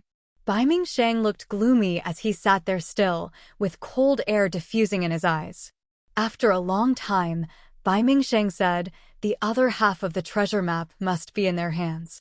It must be Qi Xiao who grabbed the map from the Misty Pavilion. That girl in the Misty Pavilion is too wicked and she used Mo Tua to distract us.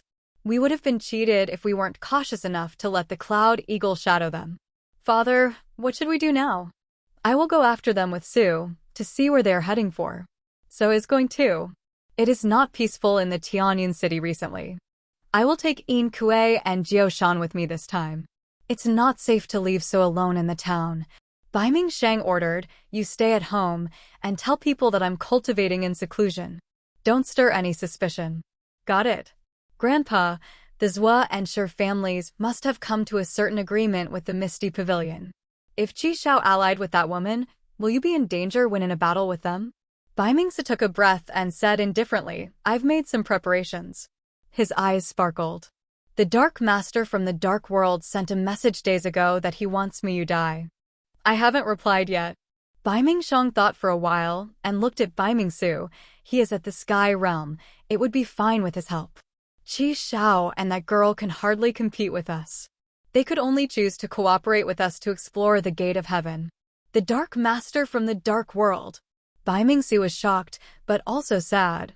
He whispered after a long while, Grandpa, what on earth do you mean? Miyudai's martial spirit is great, but it's useless for us.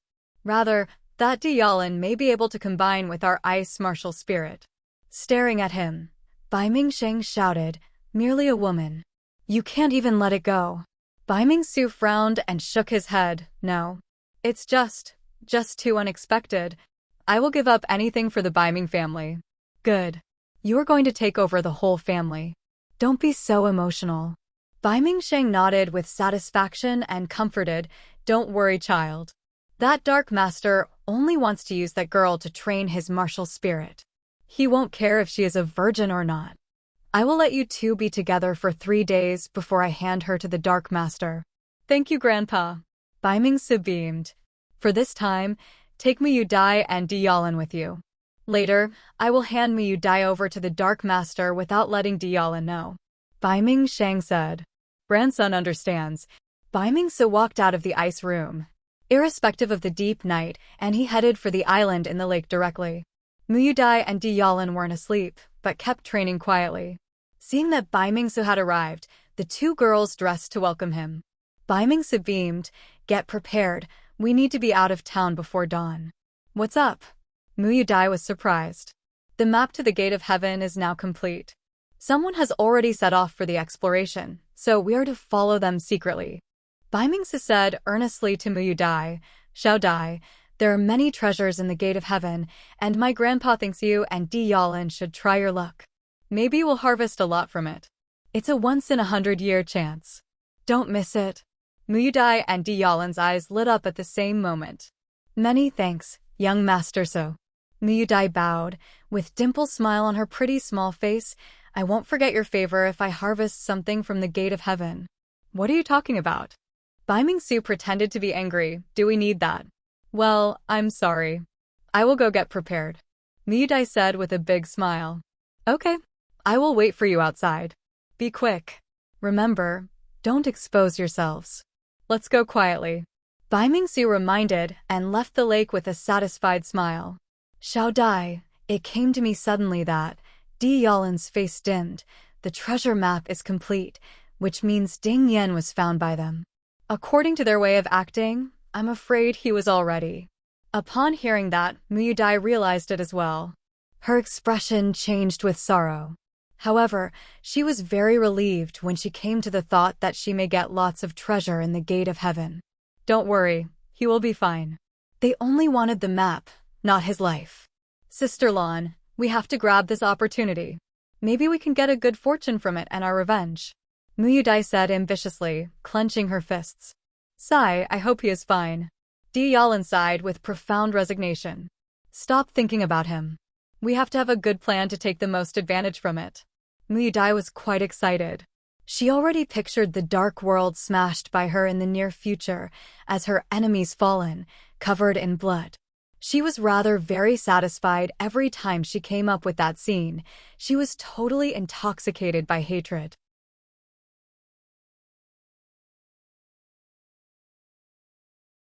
Chapter 81, Obsession. Chapter 81, Obsession. In the silence of the night, the two carriages slowly left Xueli City one after another. Xueli City was last city on the way to the Dead Swamp. Between the Dead Swamp and Xueli City was a forest of medium-sized trees, through which a narrow path had been cleared for use by mercenaries and traders. On the carriage in front, Chu Ping was waving his whip in a relaxed manner. Zhu Shi and Wu Yunlian's soft giggles could be heard from the carriage every now and then. They seemed to be happily chatting all the way. In the carriage behind them, Han Feng and Ku Long were sitting outside, occasionally uttering some words. Most of the time, they were both on alert and kept an eye on the surroundings.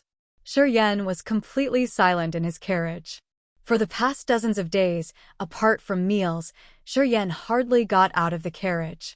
Every time he got out of the carriage, he wore a tired face with furrowed brows, seeming to be bothered about something. Late at night, the two carriages had stopped beside a brook in the forest. Zhu Shi and Wu Yunlian got off the carriage and walked to the brook, using the water to rinse their faces. Before long, the two came back with some water to find that it was completely silent inside the other carriage. "What is that guy doing?" Wu Yunlian looked at the carriage in confusion, her expression clearly showing bewilderment. "I have hardly seen him get out of the carriage. Apart from those times when he got down and wolfed down his food, he has been staying in the carriage all day. And every time he comes out, he is always deep in thought, showing such a miserable face." What a weird kid. He has always been a weirdo.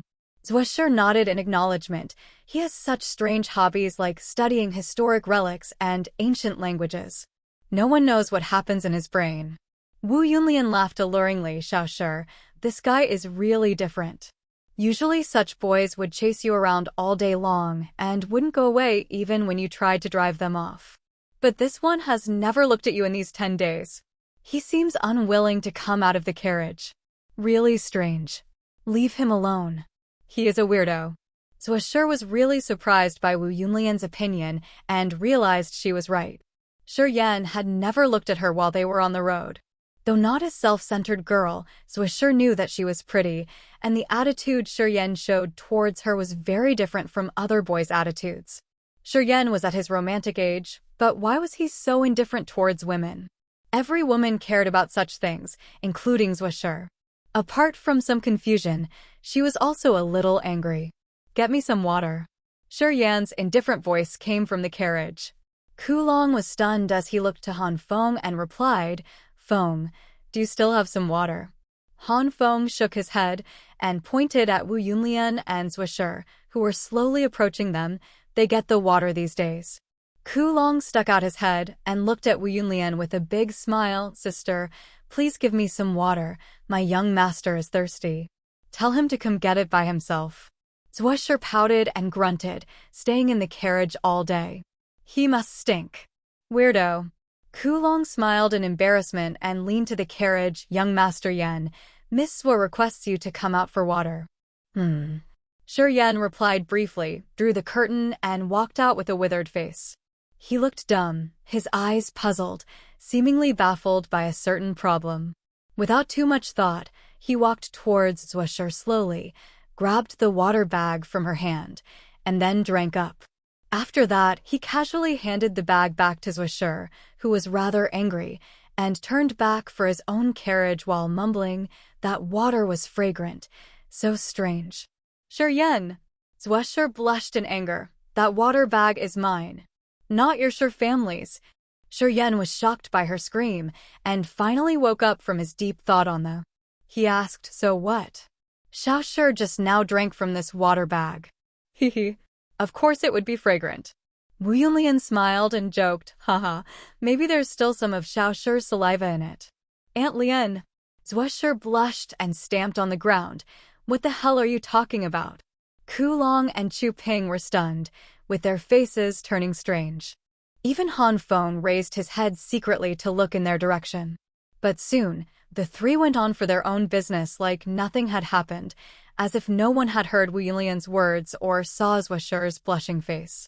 Shi Yan realized it immediately, but he still pretended to know nothing and smiled. It's okay. I'm easygoing. I don't hate your saliva at all. Immediately, he turned back joyfully and got back into the carriage at once, not showing up again. Ha ha. Ha ha ha ha. Wu Yunlian laughed too hard to stand steady as her breasts trembled. She suddenly felt that Shi Yan was not boring at all. His casual words were really hilarious. Zhuoshi was dumbstruck for a while, then her eyes widened and she cursed, Shi Yan. You bastard! Uncle Han, let's go. Shi Yan's calm voice came from the carriage. Okay. Han Feng's mouth formed a strange smile and he urged Kulong, let's go. Their carriage slowly started moving and for the first time passed by the other carriage. Standing there with a red face, Zhuoshi first glanced over at Wu Yunlian, then at the silent Chu Ping, and said angrily, what are you laughing at? What's so funny? It's not amusing at all. You all are so lame. Then she swiftly slipped into the carriage and yelled, Uncle Ping, be quick. Kick their carriage. Give that bastard a lesson. Chu Ping was stunned and looked to Wu Yunlian miserably. Wu Yunlian shook her head and jumped onto the carriage. She comforted Zhuoshi, come on, Xiaoshi. Don't be angry. He didn't mean it. Too rude. He said. Zhuoshi grunted with indignation, but was too shy to continue. Shi Yan never took it seriously at all. In the carriage, Shi Yan was leaning back and frowning, while odd texts flashed across his mind. The ancient method of the quickly flashed through his mind. Recently, he had wholeheartedly put all of his energy into learning the method. Even when he was having meals, his brain had never stopped thinking. He was trying so hard to understand the practice process of the seal that he was nearly going insane. He was that type of person. Once he was determined to do something, he would focus on it and use everything to realize it, never changing his mind. After so many years of practicing extreme sports, he came to the conclusion that only with obsession could one do things perfectly. At that time, there was only one thought in his mind: to understand the process of the as soon as possible. It was best if he could master the seal before he went into the dead swamp. Only by mastering the seal could he be able to protect himself in the dead swamp and have more opportunities to gain beneficial things. Closing his eyes, Shuryen tried to relax and began to sort out his recent understandings of the method. After a long while, he willed his profound chi to slowly move from his belly to his right arm. The profound chi didn't move fast, but it was concentrated and was refined within his right arm. As the profound chi gathered in his right arm, the latter became transparent, and even the bone and veins in his hand could be seen clearly. Shuryen didn't realize the strange changes in his arm. Eyes closed, he tried to execute the ideas that he came up with recently and refine the profound chi in his arm many times. As his arm began to expand, Shuryen made up his mind and pushed his profound chi toward his palm. Chi, chi, chi. Wisps of crystal profound chi flew out from his fingers like lightning. Those 5 streams of profound chi looked alive as they lingered around his fingers, but never flew out far. Still not correct. Shuryen opened his eyes and gazed at the profound chi on his fingertips. His face showed disappointment as he frowned and mumbled to himself, "There must be something wrong. It's not a sign of success. What on earth should I do?" His mumbles became softer as he withdrew the profound chi from his fingers little by little. Shuryen sank deep into his thoughts again, obsessively trying to find the truth of the seal.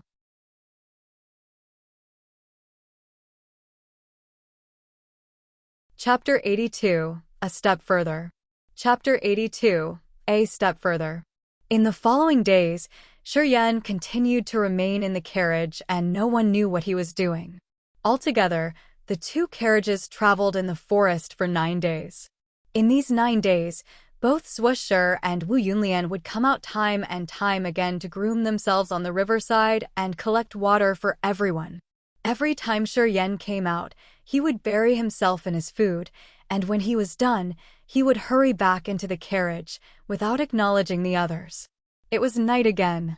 The 2 carriages were parked under the dense foliage of the trees. The horses were released from their reins to graze nearby. After taking bath, both Zhuo and Wu Yunlian were leisurely lying in their carriage, teasing each other in whispers. Xu Ping, Han Feng, and Ku Long were guarding the carriages and horses, exchanging their cultivation experiences at the same time. In the carriage of the Shi family, Shuryen's face was full of seriousness, his expression never being so dignified. After 9 days of relentless study, he was finally able to gain some insights. High right arm was gleaming in light, and one could see some strange little white spots flowing through the veins in his arm. Strands of pure concentrated profound chi were repeatedly refined in his meridians. He kept using a special method to temper it. After the 7th time, Shuryen's right arm, which was continuously expanding, soon grew a whole lot thicker.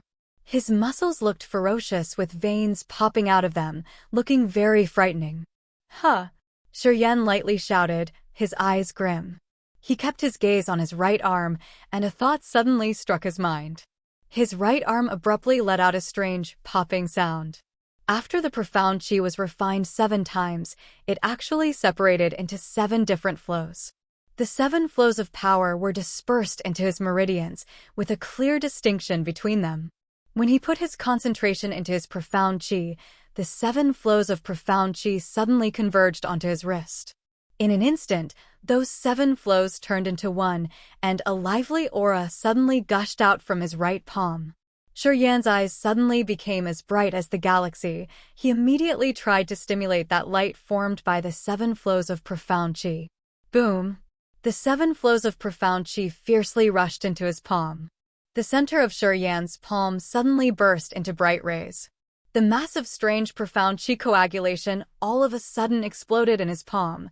Countless light specks of profound chi instantly filled his palm. They flowed into the lines on his palm, making his hand shine with a strange light.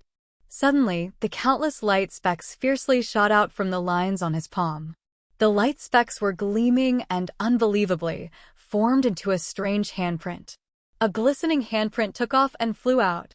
Shiyan's palm continuously exploded 6 more times, and 6 identical handprints formed into shape. The 7 handprints were like unleashed horses and randomly struck the carriage that Shiyan was in. Boom, boom, boom, boom, boom, boom, boom. The carriage broke into pieces. The solid wood planks became like sawdust and flew into the air. Shiyan just sat there on the ground with a serious expression. He looked at the smashed carriage and the flying sawdust around him in surprise. He could clearly feel that 1/3 of his profound chi had been consumed from this single move. 7 burst out, and all the profound chi that had been gathered in his right arm was instantly sucked dry. When those 7 shot out, his right arm returned to normal, leaving only a slight tingly feeling. Zhuo Shi and Wu Yunlian jumped out of the Zhuo family's carriage in alarm. They gazed at this scene in shock. On the grass, Chu Ping, Han Feng, and Ku Long were also astonished, their faces full of confusion. They had no idea what happened. Shiyan sat on the ground in a daze. He looked for a second, then coughed and said heartlessly, "Uncle Han, I think we have to ride the horses now." Han Feng's expression was very strange. He slightly nodded and looked towards him perplexed. "Young Master Yan, what the hell are you doing?" Wu Yilian's flirty little face was full of bewilderment. She stepped up along with Zhuo Shi and looked at Shiyan weirdly. "Why did you suddenly destroy the carriage? Can you give us an explanation?" "I got carried away while practicing." Shiyan shrugged and said casually, "This is normal. Don't worry about it, the carriage is gone, but the horses are still here. It won't slow you guys down. All this time you were in the carriage and refused to come out, was just for practice?" Zhuo Shi's pretty face was full of surprise. Silly. Zhuo Shi shook her head and said in disdain, "Training is the most boring thing. Your grandpa isn't forcing you or anything. Why do you have to put in so much effort?" "Hubby. PSH, I don't believe you." "Young Master Yan, what is the skill that you're practicing?" Wu Yunlian hesitated for a second, then her expression also slowly turned normal again. The power that was unleashed back in that moment was extremely violent and fierce. That instant explosive force shouldn't be something that an ordinary human realm warrior should have, Wu Yunlian said thoughtfully. "It's nothing." Shiyan smiled. He didn't want to explain further. He stretched and said to Han Feng, "Uncle Han, my stomach is hungry.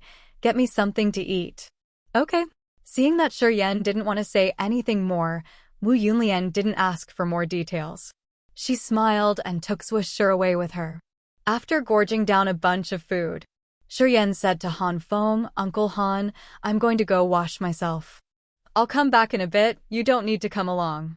"Young master," Han Feng hesitated. "It's all right." Waving his hand, Shiyan reassured him, "I won't walk very far. If there's anything I'll holler." "Don't worry. Be careful, young master." Shiyan quickly arrived at the riverbank. He jumped into the river and joyfully took a bath and changed into a fresh set of clothes. After coming ashore, instead of rushing to return to the gathering point where Han Feng and the rest were, he moved further away from them. Under an old tree, Shiyan's expression was solemn. He suddenly invoked the negative energies in his body.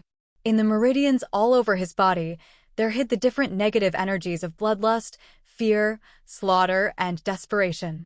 They all emerged, and under his will, the negative powers all flowed towards his left arm. The shriveled left arm was covered with white mist. The mist shifted unpredictably, like the faint shadows of ghosts. His mind flicked. Following to the circulation method of the right arm, Shiyan started invoking the negative energies in his left arm. Under his control, the already shriveled left arm became even more shriveled and shrunken. Looking at that, it was like as if there was only a layer of skin pressing on his bones, which appeared very strange. However, as his left arm shriveled up, a mass of extremely evil power started slowly growing. The thick white mist on his left arm shortly turned pitch black. The arm was also frighteningly black, as if it was heavily toxic. A mass of maniacal, evil, destructive power quickly condensed in his left arm. After 7 full cycles, the power in his left arm flowed down into his left palm using the same technique as his right arm, and together they burst from his left palm. Boom, boom, boom, boom, boom, boom, boom. Following the explosion, 7 pitch black handprints flew out from his palms. The destructive power, along with the thick essence of death, all struck the old tree in front of him. The old tree was as thick as 2 people's waists and around a dozen meters tall. It suddenly collapsed onto the ground. The life force of the lush old tree was instantly cut off. Under the watchful eyes of Serene, the old tree was surrounded by a swirling black energy. The leaves withered with visible speed. The lively old tree looked like it had instantly reached the end of its lifespan and turned into a withered husk of a tree that could not be deader. The leaves that fell from it promptly lost all traces of life. The leaves fell onto the ground, and the surrounding leaves looked as if they were also affected and instantly died. The scene was extremely strange. Shuryen's eyes glinted with an odd light, and his mind was slightly startled. He knew that would be very extraordinary, but what he did not know was that it would have such an astonishing destructive force. This kind of destructive power was not only astounding in strength, but more importantly, this additionally came with the power of death. It could actually cut off the life force in plants. These already this frightening. If the N merged together, forming the true, what would happen? Shuryen took a deep breath in, but he knew that this was not the time to continue experimenting. He heard the sound of footsteps. Shuryen immediately knew that Han Feng and the rest had definitely rushed here. His expression shifted for a moment, then he hurriedly left and quickly took the same route back. As expected, Han Feng and Ku Long hastily arrived. They exclaimed from afar, "Young master, are you all right?" Wu Yunlian and Zhuoshi also poked their heads out from behind Han Feng. They looked at him surprisingly, like they came to figure out what happened. They all clearly heard that violent thundering sound back there. And in that sound, there seemed to be a mass of evil power. This made Han Feng and the rest secretly frightened, their minds filled with confusion. "It's all right, let's go back." Shuryen calmly walked towards them, seemingly unconcerned. "I got carried away again while I was practicing. I think it generated some bad phenomenons. But it's nothing, it won't happen next time." "Shuryen, what martial skill are you practicing? Why do I think what you're practicing is not some ordinary martial skill?" Zhuoshi couldn't hold back anymore. Her face was full of curiosity. "Who cares if it's ordinary or not? Any martial skill that can kill is a good one," Shuryen said indifferently. "You little guy. Always acting so mysterious. God knows what you're really doing." Zhuoshi curled her lips, feeling a little discontent. She snorted and finally said, "Come on, hurry up. It's been almost a month. If we're late, that Xia girl won't necessarily wait for us." "Xia Exine Yen," Shuryen murmured, and suddenly remembered the wonderful taste of that woman's lips. His heart could not help but skip a beat. A shady look appeared on his face, and after a long while he finally nodded and said, "Yeah, we should move faster. Don't worry, I won't slow you guys down anymore." "Shuryen, you can't possibly be thinking of hitting on that woman?" Wu Yunlian's eyes were sharp. From his micro-expressions she saw some clues, and then made a fuss. "I'd recommend you to back down. That woman is trouble. From what I see, no man in the Merchant Union would be qualified to make a move on her, not even Bai Mingsheng." "Well, I had already tasted her," Shuryen retorted in his mind. Shuryen snorted, then said in disdain, "No matter how noble or how beautiful a woman is, in the end she's going to lay on a man's bed anyway. Xia Exine Yen is no exception." You are so vulgar." Zhuoshi's face flushed, and she shot a glare at him. "How did I not realize this before? So this is your true nature. You're a perverted man too." "Bullshit." Wu Yunlian was also upset. "I've never laid on anyone's bed." "You little punk, truly nothing decent can come out of that filthy mouth." "Huh, then per you." Yan was surprised. Brett, why are you getting on my nerves now? Wu Yunlian clenched her teeth and said bitterly. She now missed the quiet days back when Yan always hid in the carriage and never came out. 3 li away from Yan and the group. The 2 towering, giant men looked murderous and then said angrily, Mistress, there is a bastard that's talking bad about you. Yan's voice was quite loud. And although they were 3 li apart, the 3 people from the Misty Pavilion still clearly heard what he said. No matter how noble or how beautiful a woman is, in the end she's going to lay on a man's bed anyway. Xia Exquisite is no exception. Xia Exquisite frowned as she silently repeated Yan's words in her mind. Her bright eyes flashed with a cold look, and she said indifferently, those people are from the Zhua and the Shi families. We don't need to care about them now. Soon we will meet with them. Then, at that time, I will see how arrogant that bastard is. He dares to gossip about me behind my back.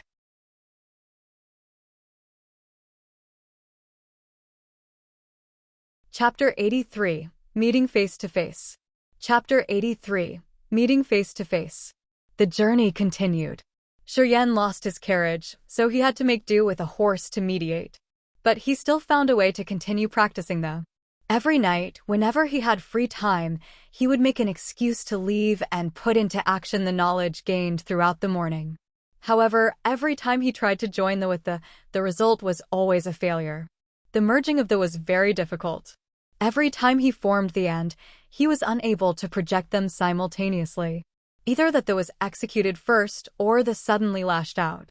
If one wanted to merge them to form the true, the very first step would be to execute both types of seals simultaneously. Only if this was achieved could the be formed.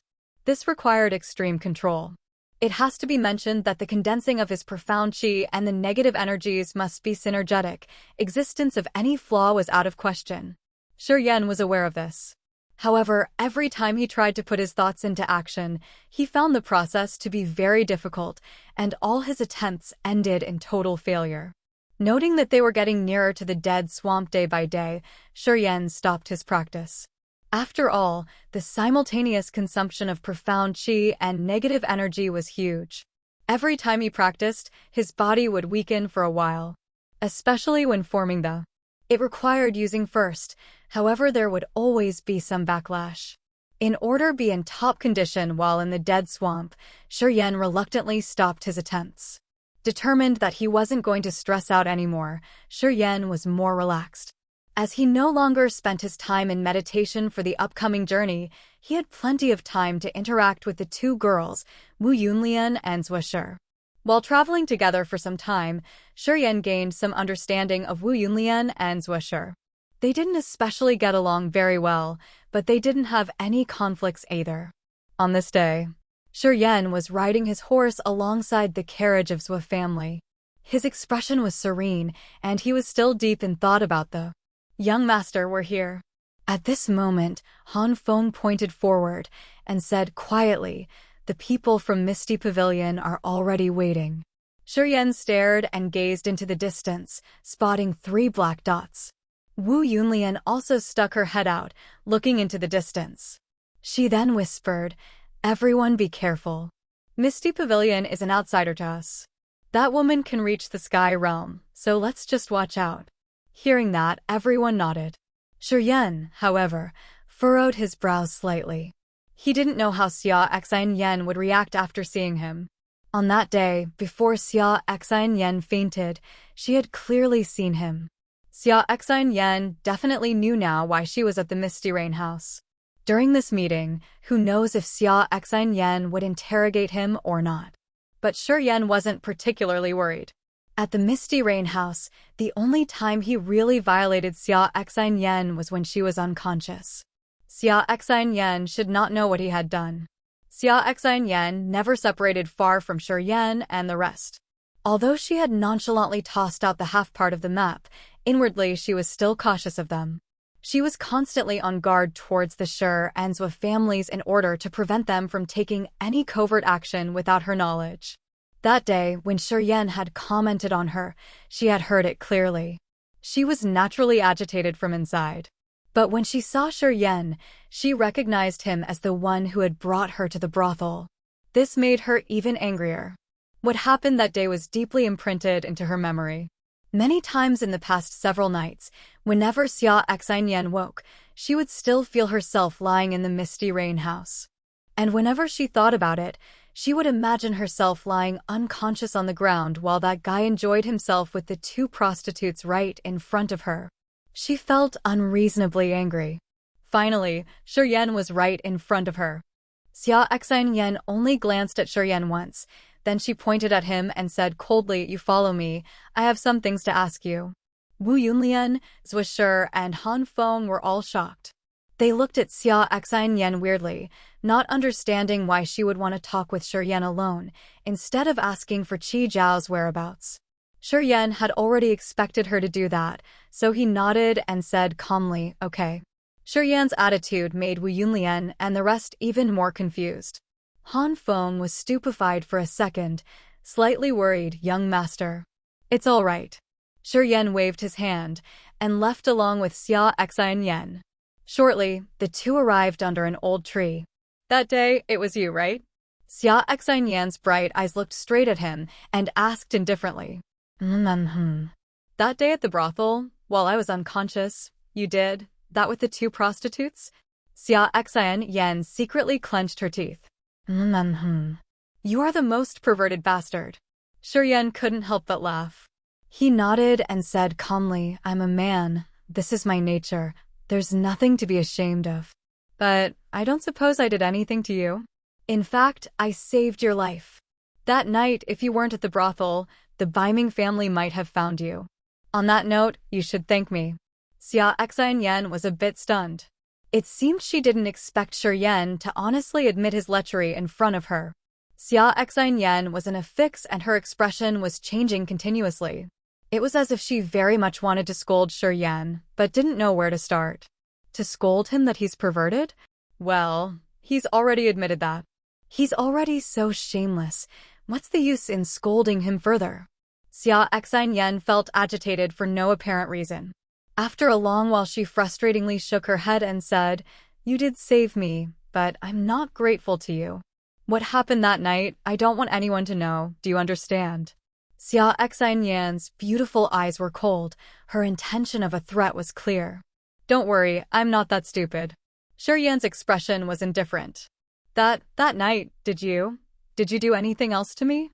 Exquisite's eyes suddenly showed a little panic. "Anything else?" Yan was stunned, his face full of confusion. "Like what?" Listening to this, Exquisite was raged from inside, and she was continuously repeating the word calm inside her mind. She took some deep breaths and finally said in a cold tone, "I'm saying, did you have any ill intentions of me?" "Of course, yeah," Yan whispered in his mind, but on the surface he looked serious and shook his head. "No, I'm not a reckless person." "You're not a reckless person." Exquisite was staring at Yan. She suddenly realized that she was very easily getting angry when near this person. Clenching her teeth, she sneered and said again, "A perverted bastard who thought of seeking pleasure in a brothel while his family was in a death battle with their enemies. And you say you are not a reckless person? Isn't this really the funniest thing? It's just a normal physiological need." Yan said indifferently. Exquisite started at him blankly, her eyes repeatedly showing feelings of disgust and anger. Exquisite slightly waved her hand as if she wanted to say no more. Finally she said, "I wish you forget everything that happened that night. You saved my life once, and I will remember that. During this exploration of the gate of heaven, I will make sure to do whatever I can to keep you safe. After that, we're even." Exquisite could not bear to stay any longer. She turned around and left straight back along the path she came. She was still filled with anger, but there was nowhere for her to release it. "Then I will thank you in advance." Yan shouted loudly towards her retreating figure. A smile still lingered on his lips, as if he had no idea how annoyed Exquisite was. In the massive dark clouds on the sky, a 10-meter-long, level 5 demon beast, a wind eagle, floated in the clouds. Baiming Shang, Baiming Su, Yin Kue, Jiu Shan, Mu Dai and Di Yalan sat together on the Wind Eagle. Bai Mingsheng sat on the head of the Wind Eagle. He reached his head out to look down at Shi Yan and the rest, who looked as small as ants. Then with a deep voice he said, "They should be going to the dead swamp." "Grandpa, when should we show up?" "Wait until they arrive at their destination." Bai Mingsheng furrowed his brows and said, "Qi Shao should be appearing soon. Qi Shao is a true sky realm warrior and he might discover us. Let's go, we should leave in advance." Mu Dai clenched her fist, her bright eyes filled with hope. The Wind Eagle suddenly flew off and quickly became blacked, as it swiftly flew towards the dead swamp, not leaving any trace of its passing.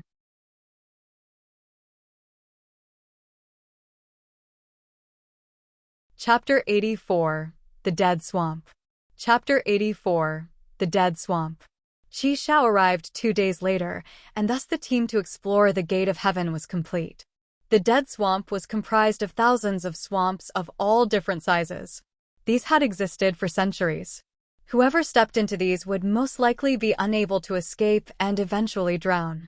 It was hard to travel in the swamps, so the carriage and horses were left at the entrance, and the team started walking into the Dead Swamp. Once they stepped into it, Shi Yan was on alert so as to avoid any dangers. There were endless green swamps in the Dead Swamp, of which many of them were emitting a green-colored air. In some places, the air was so poisonous that people would rot to death as soon as they inhaled it. Apart from the swamps and poisonous air, there were also demon beasts. The demon beasts had adapted to the environment. They would usually hide in the swamps and jump out to attack whenever people passed by. Qi Shao and Xia Exquisite were taking the lead and avoiding all the small-sized swamps.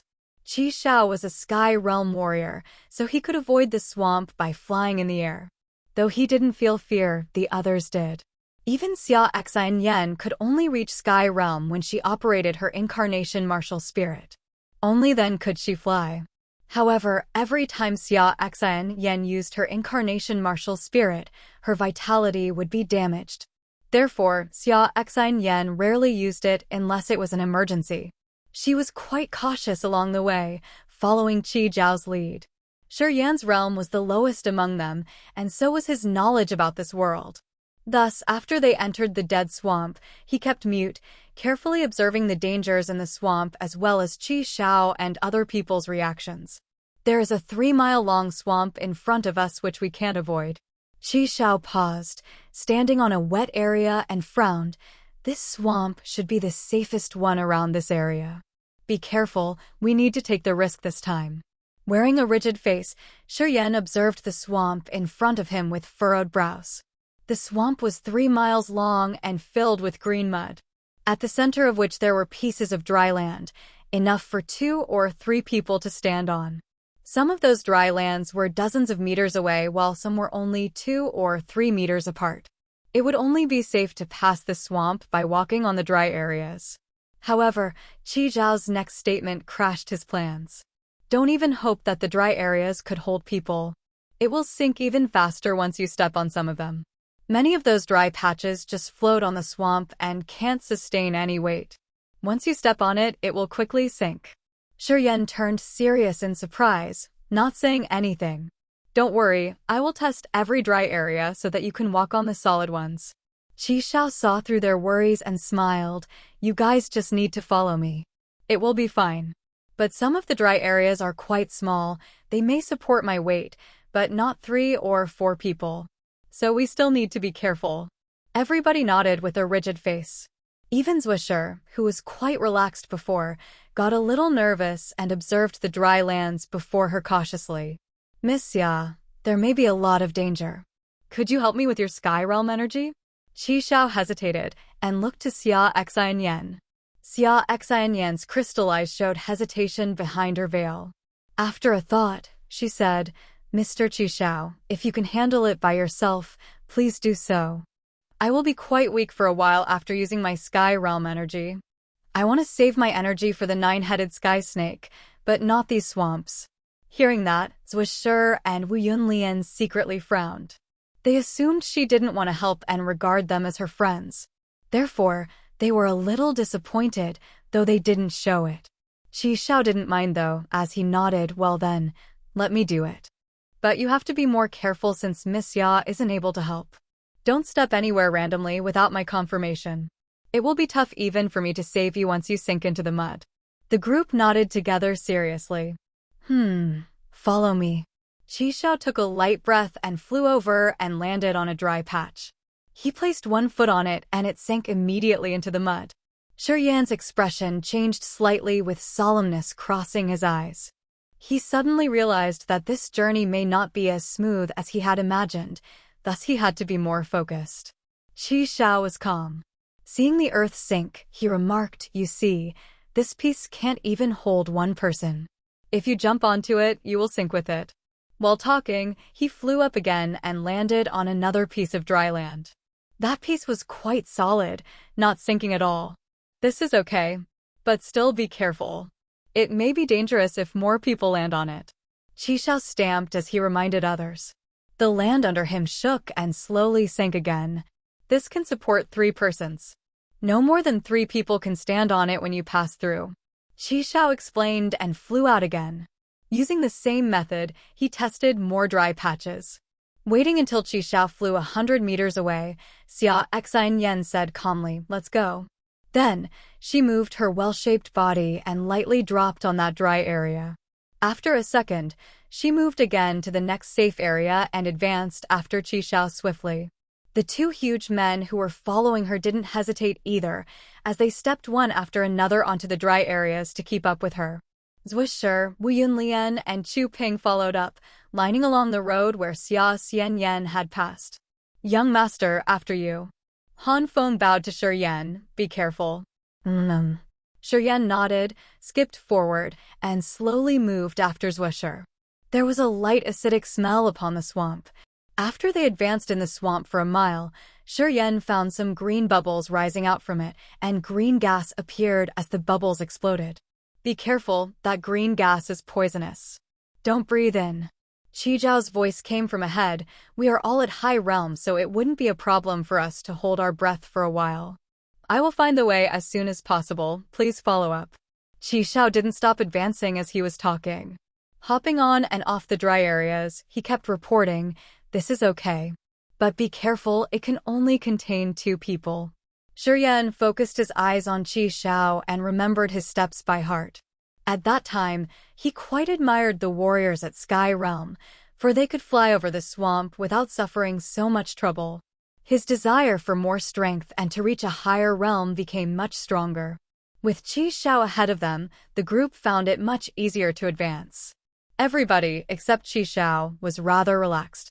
They were all safe in this dangerous swamp where numerous warriors had lost their lives.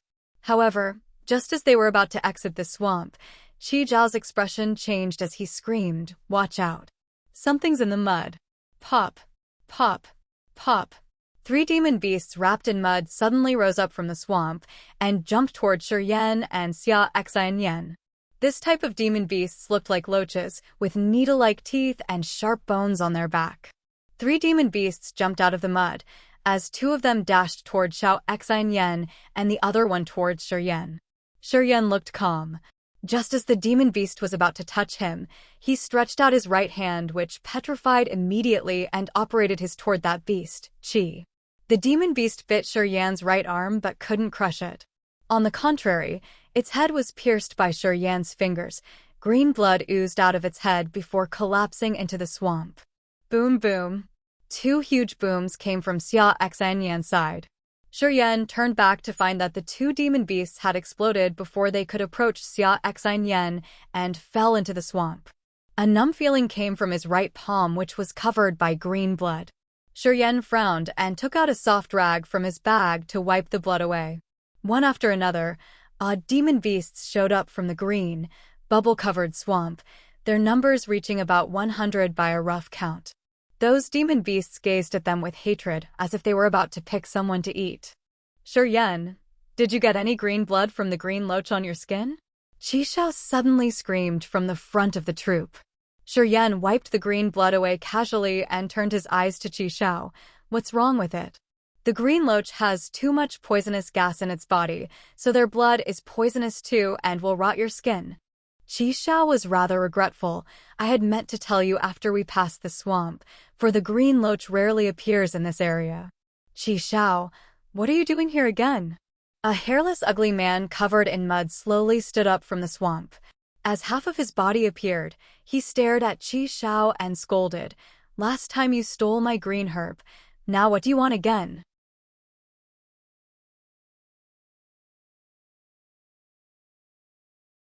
Chapter 85, A Co-Master. Chapter 85, A Co-Master. This hideous-looking strange man could easily navigate through the mud, and the dark green scales on his body made him more frightening. As he shouted in anger, the poisonous miasma in the surroundings all began to gather at their location. The dense miasma concentrated around the group and continued to condense into a dense fog. Walala! Drops of green poisonous water clattered down all of a sudden. A poisonous rain fell upon this swamp. Qi Zhao's expression changed as he yelled, "Zhua Qi! Don't you dare make a fuss!" At the same time, Qi Xiao took out a small curtain and expanded it at once, covering the whole group. The poisonous rain fell on the silver curtain and trailed through the edges, immediately emitting poisonous fumes when falling in the swamp. Silver curtain! Face twisted, the ugly man shouted, "You took out your silver curtain. Qi Xiao, you must want to have a good fight with me this time. Stop it." Seeing the ugly man, Zhua Qi, about to act, Qi Xiao hurried to stop him. "Zhua Qi, you are mistaken about me this time. I haven't come here to fight with you, but the nine-headed sky snake. And I only took out my silver curtain to block the snake's poison, not to trap you." "I don't buy it." Zhua Qi laughed coldly. "You want to fight the nine-headed sky snake alone? Who would even believe that? Humph. You have no grudge against the nine-headed sky snake.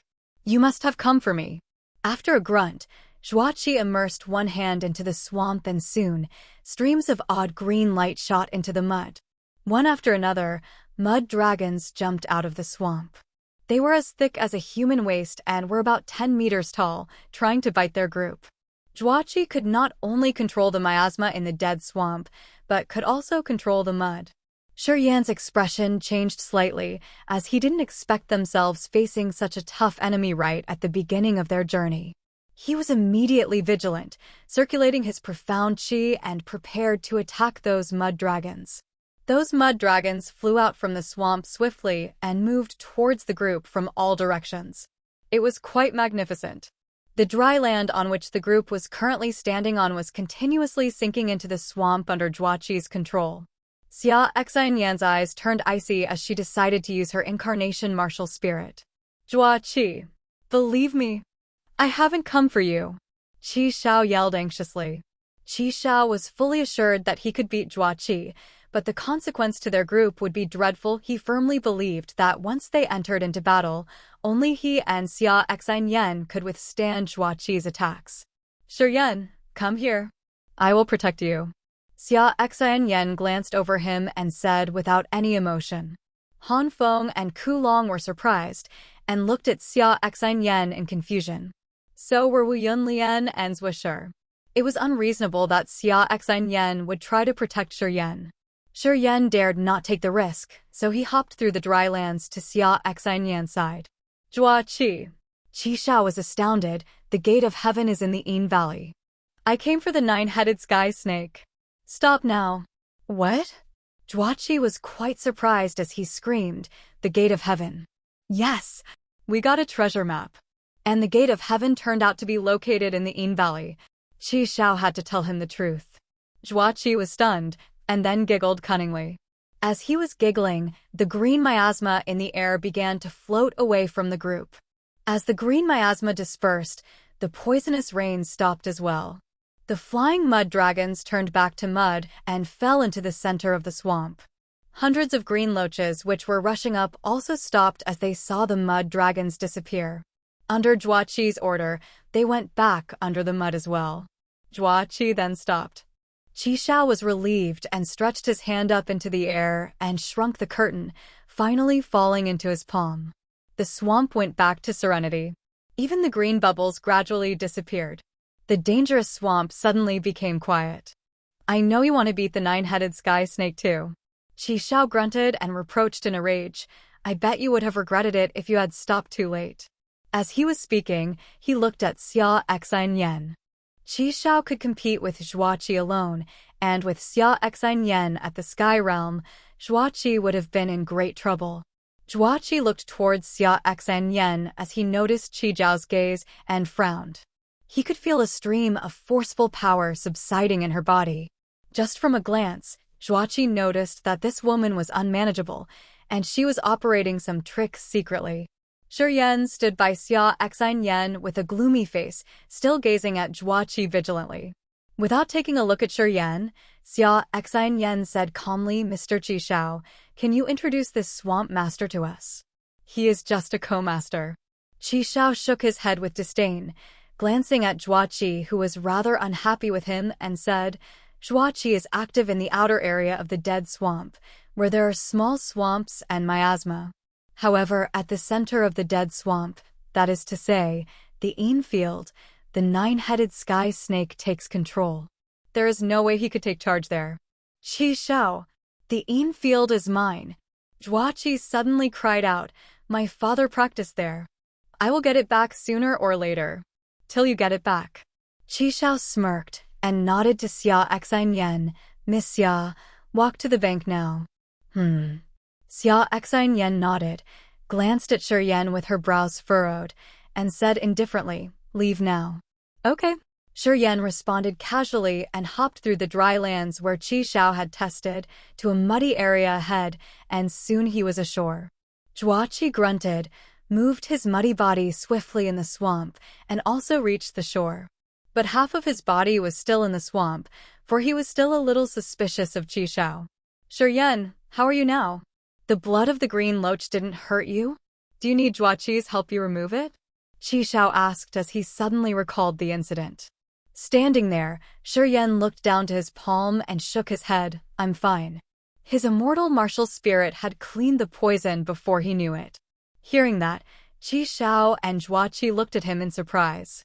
Only these two knew that a human realm warrior would suffer fatigue for at least one day after touching the green loach's blood. Others didn't know about the blood, so they didn't care much and walked ahead. Soon, Zuashur, Han Feng, and others also got out of the swamp and landed ashore. "Qi Xiao, you really came for the snake?" Zhuoqi raised his head and asked, while half of his body was still in the mud. "Behave yourself for the rest of our journey. Take the lead if you want to fight the snake." Qi Xiao nodded. "Sure. Of course I will help if your goal is the snake. Zhuoqi was cooperative this time. I will send you to the Field nice and safe. But I will go there too, as my father once practiced there and I'm familiar with it. I can help. Apart from the snake, you also want to enter the gate of heaven." Qi Xiao grunted. Zhuoqi didn't deny it, but giggled. "You know the snake's power well. You can hardly beat it. Let me help you, and in turn you let me into the gate of heaven. It's a win-win situation. Miss Xia, what do you think?" Qi Xiao didn't reply Zhuoqi, but looked to Xia Exine. Zhuoqi and the nine-headed sky snake are old enemies. The outer area of the Dead Swamp is his sphere of influence. We won't come across any trouble if he takes the lead for us, and we are more likely to beat the snake with his help. "Okay." Xia Exine thought for a moment and nodded. "Well then, you're in." Qi Xiao then replied to him. "Hee, you won't regret." Zhuoqi smiled cunningly, then he was a little stunned. "Qi Xiao, is there anyone else?" "Nope." Qi Xiao was stunned. "Only us." "Then why did a Sky Realm warrior enter the Dead Swamp with several experts 7 days ago?" Zhuoqi asked. "I killed some of his people and fought with him, so I know that he is at Sky Realm. I never left my Dead Swamp, so I don't know who he was. But he was really something. He must have reached the Field by now. A Sky Realm expert." Qi Zhao's expression changed, and he thought for a moment. The Fire Empire, the God-blessed Empire, and the Merchant Union all rarely see a Sky Realm warrior. Who could that man be? What did he look like? Thin, tall, pale-faced, narrow eyes. He seemed to rarely expose himself to the sun and trained in a gruesome martial skill. Zhuoqi thought for a while and depicted. "I don't know who that is either." Qi Xian pondered for a while only to realize that he didn't know that man, so he shook his head. "Never mind. Maybe he just happened to pass the dead swamp and has already left by now. Anyway, we have to be on alert. Let's go. Let me show you to the infield. Duachi finally landed ashore. His legs were covered with green scales. He seemed not used to walking, for he swayed like a duck. However, they all had witnessed his ability. They didn't dare make fun of his hilarious walking posture. As the master of this area, wherever he went, the poisonous miasma dissipated quickly. There were many pieces of dry land ahead for them to advance smoothly. They found it much easier to walk after Duachi took the lead. They finished the 1-month journey in only 8 days. 8 days later, the group finally entered the infield. You're tuning in to the Phoenix Nights YouTube channel. Don't forget to subscribe and join us on this journey to catch the most captivating stories.